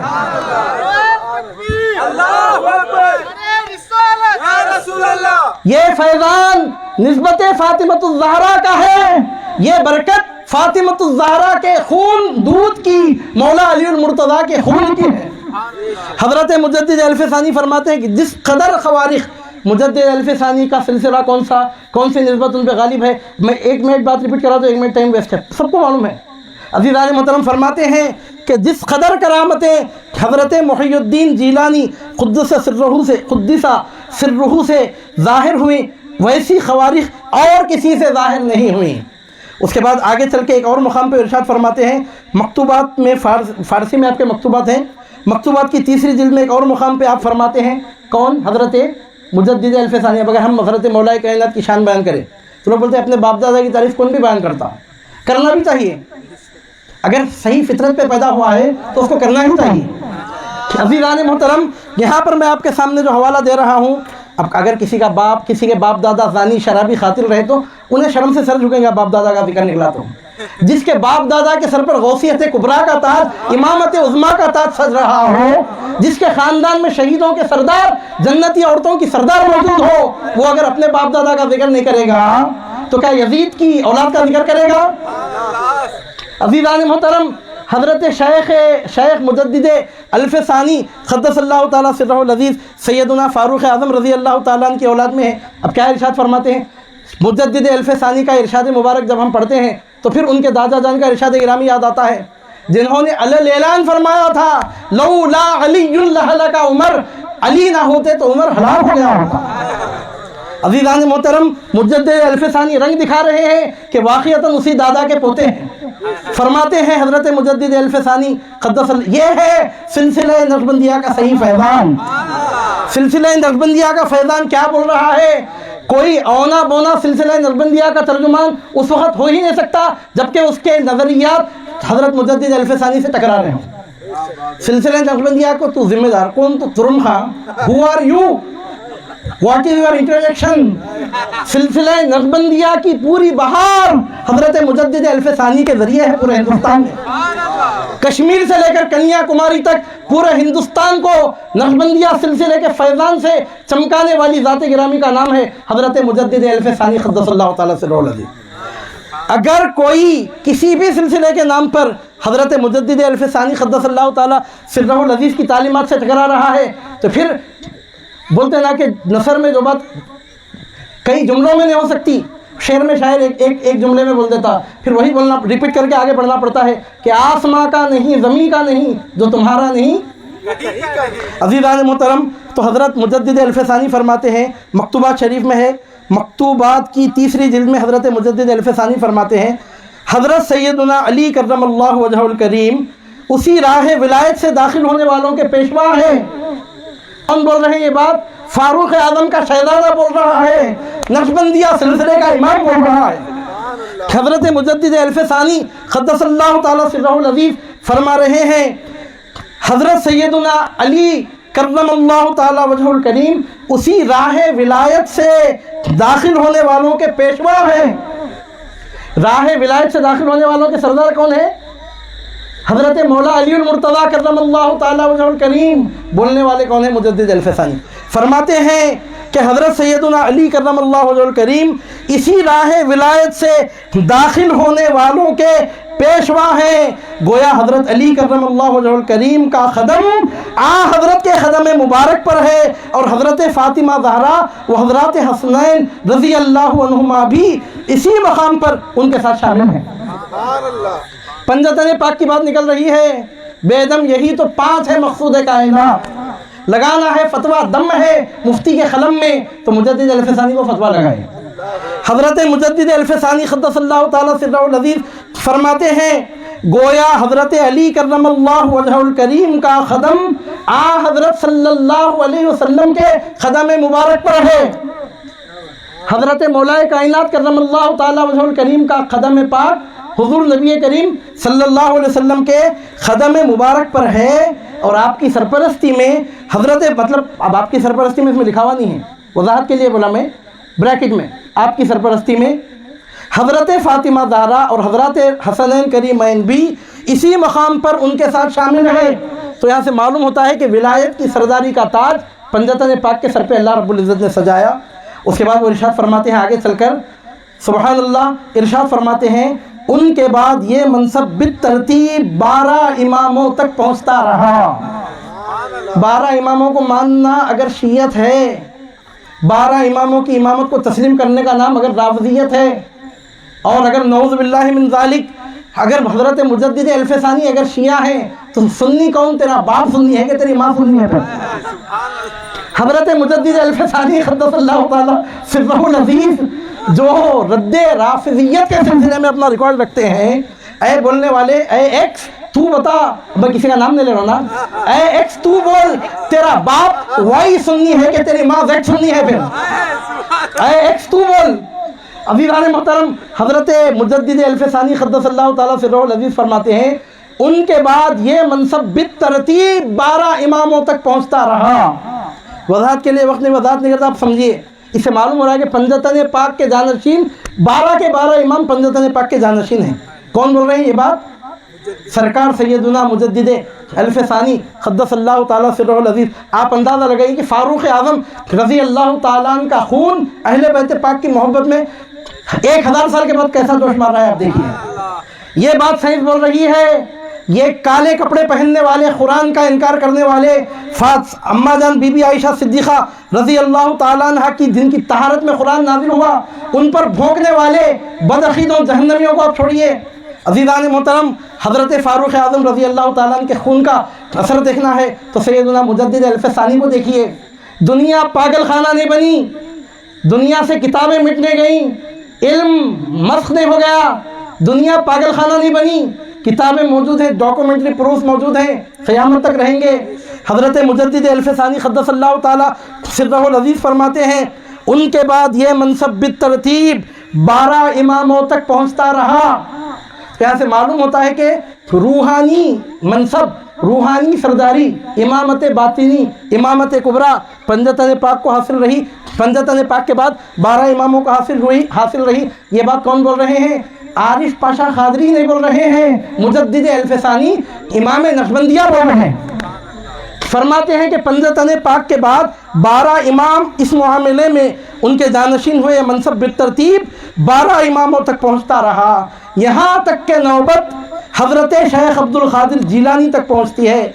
और ये मर्तबा आपको मज़कूरा बाला इमामों और हज़रत शेख अब्दुल क़ादिर के दरमियान किसी और शख्स को नहीं मिला।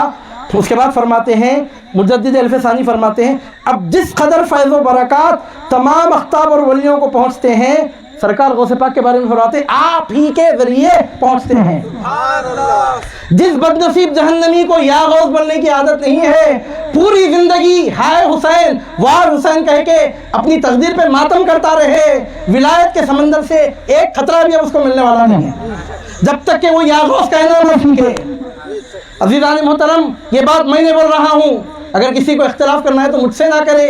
इल्म का गुर्रा अगर किसी को है सामने आके बताए। क्या मुजद्दिद अल्फसानी से पढ़कर इल्म के दौरे पढ़कर क्या गुलाम अहमद क़ादियानी की तरह नए दौरे पढ़ रहे हैं इसको वही के आखिर? नऊज़ु बिल्लाहि मिन ज़ालिक वलियाज़ु बिल्लाहि तआला। अज़ीज़ान मोहतरम, हज़रत मुजद्दिद अल्फसानी फरमाते हैं आप ही के ज़रिए जब जिस कदर फैज़ व बरक़ात तमाम अख्ताब और वलियों को पहुँचते हैं, मेरे पीर गौसे आज़म दस्तगीर की शान बयान करते हुए फरमाते हैं आप ही के ज़रिए पहुँचते हैं। हम अक्सर बोलते थे वहाबियों को जवाब देने के लिए, तो एक मरतबा बोला ला इलाहा इल्लल्लाह, तब भी तेरा ला इलाहा इल्लल्लाह उस वक्त तक कबूल नहीं है जब तक उसके साथ मिलाकर ये ना कह दे मुहम्मदुर रसूलुल्लाह।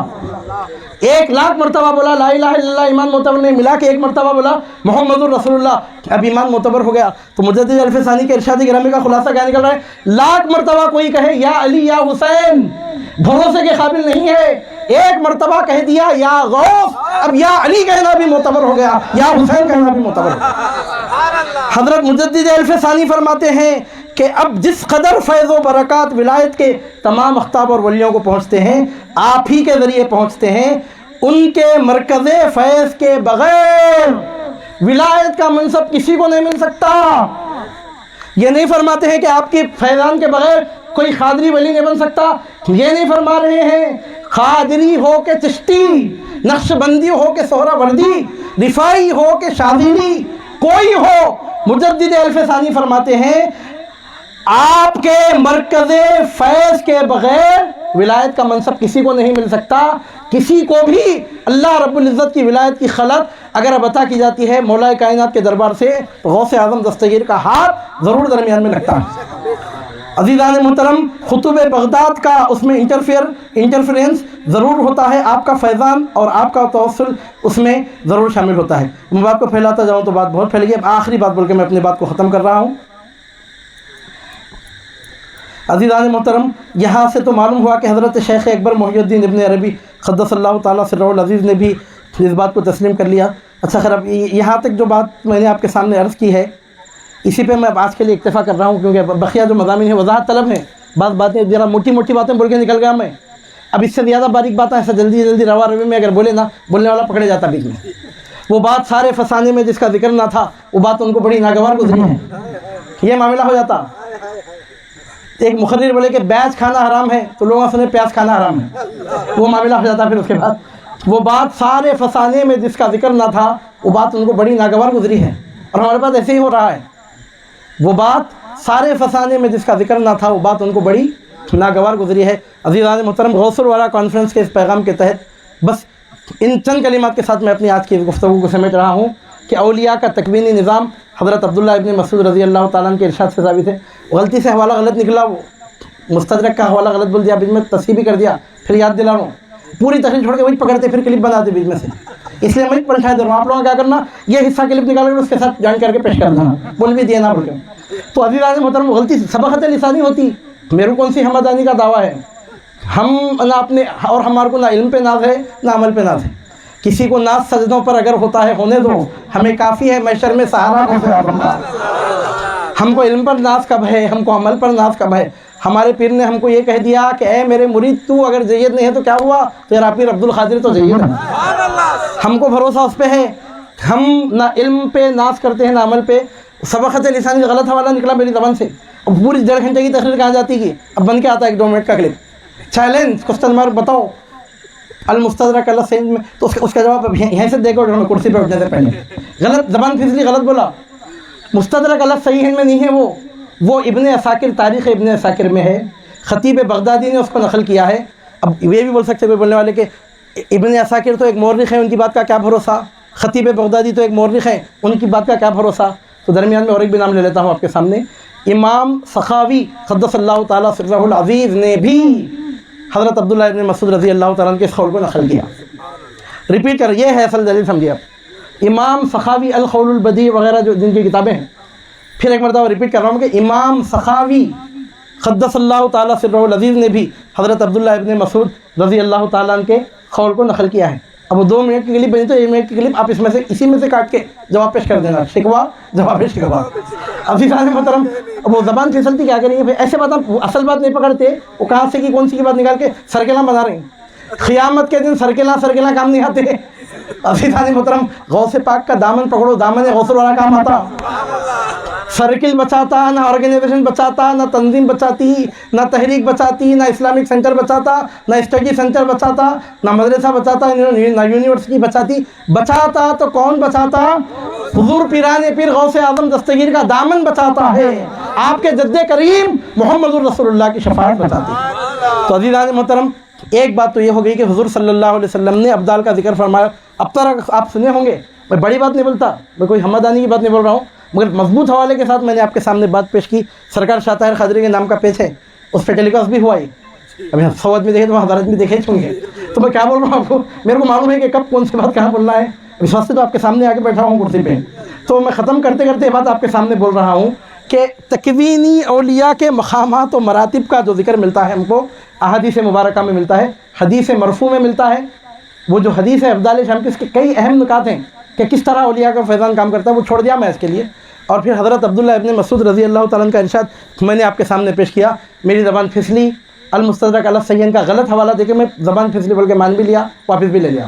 وہ کس میں ہے؟ امام سخاوی کی کتاب القول البدیع جن کی کتاب ہے, انہوں نے اس کو نقل کیا. خطیب بغدادی نے نقل کیا عزیزان محترم, اور ابن عساکر نے نقل کیا. ابن عساکر بھی بہت بڑے امام ہیں, انہوں نے نقل کیا. صحابہ کرام رضوان اللہ علیہم اجمعین کے ارشادات 4 طرف سے ملتے ہیں. تو حضرت عبداللہ ابن مسعود رضی اللہ تعالیٰ نے اس کو تسلیم کیا. نمبر 2. نمبر 3, ہمارے سرکار حضور پیران پیر غوث اعظم دستگیر تکوینی اولیاء میں سب سے اونچے مقام پر فائز ہیں. کس کے بتانے سے معلوم ہوا؟ خود آپ کے ارشاد فرمانے سے معلوم ہوا. آپ خود فرماتے ہیں کہ مجھے غوثیت کبریٰ کے منصب پہ فائز کیا گیا, اور اپنے مقامات و مراتب عالیہ کا ذکر کر اپنے مریدین کو جو بشارتیں آپ نے سنائی ہیں, اس سے اندازہ لگایا جا سکتا ہے عزیزان محترم کہ جن کے در کے غلاموں کی یہ شان ہے, مریدوں کا یہ حال ہے, تو پھر پیر کا کیا حال ہوگا. میں نے آپ کے سامنے شعر پڑھا, جو خود ہی سراپا نسبت ہو تاثیر کا عالم کیا ہوگا. ہوگا کسی کا پیر نسبت والا, ہمارا پیر نسبت والا نہیں, سر سے لے کر پیر تک فاطمۃ الزہرا کی سب سے بڑی نسبت کا نام ہے. جو خود ہی سراپا نسبت ہو تاثیر کا عالم کیا ہوگا. ہر مرید روشن زمین ہے, پھر پیر کا عالم کیا ہوگا. عزیزان محترم, اس کے بعد آخر میں نے حضرت سیدنا شیخ احمد سرہندی مجدد الف ثانی قدس اللہ تعالیٰ سرہ العزیز کے مکتوبات شریفہ میں سے 2 جگہ سے آپ کے سامنے حوالے پیش کیے. حوالوں کی کمی نہیں ہے ہمارے پاس. آپ یہ مت سمجھے کیا میں حضرت شیخ اکبر محی الدین ابن عربی کے حوالے نہیں دے سکتا. میں نے شیخ اکبر محی الدین ابن عربی کا حوالہ نہیں دیا, حضرت مجدد الف ثانی کا حوالہ دیا. اور ظاہر سی بات ہے, جھوٹ بولنا ہماری فطرت میں نہیں ہے. مجھے حضرت مجدد الف ثانی سے عقیدت ہے, مگر اس سے بڑھ کر عقیدت مجھے شیخ اکبر محی الدین ابن عربی سے. کھلی بات ہے, ان سے بھی عقیدت ہے, ان سے اور زیادہ عقیدت ہے. ان کا حوالہ نہیں دیا, ان کا حوالہ دیا تو وہ کون سی بیماری کا اینٹی بائیوٹک ہوگا, آپ اندازہ رکھیے اس بات. عزیزان محترم, بس یہ کہتے ہوئے اپنی بات ختم کر رہا ہوں کہ میں مانتا ہوں بات خدا کی خدا کے ساتھ, لیکن خدا ملا مجھے غوث الورا کے ساتھ. اللہ اور رسول کی پہچان علی ہے, میں پنجہ تنی ہوں, میری پہچان میرا ایمان علی ہے. لوگ کہتے ہیں تیرے عشق میں کافر مجھ کو, اور میرے دل کو یہ الزام بھلا لگتا ہے. وآخر دعوانا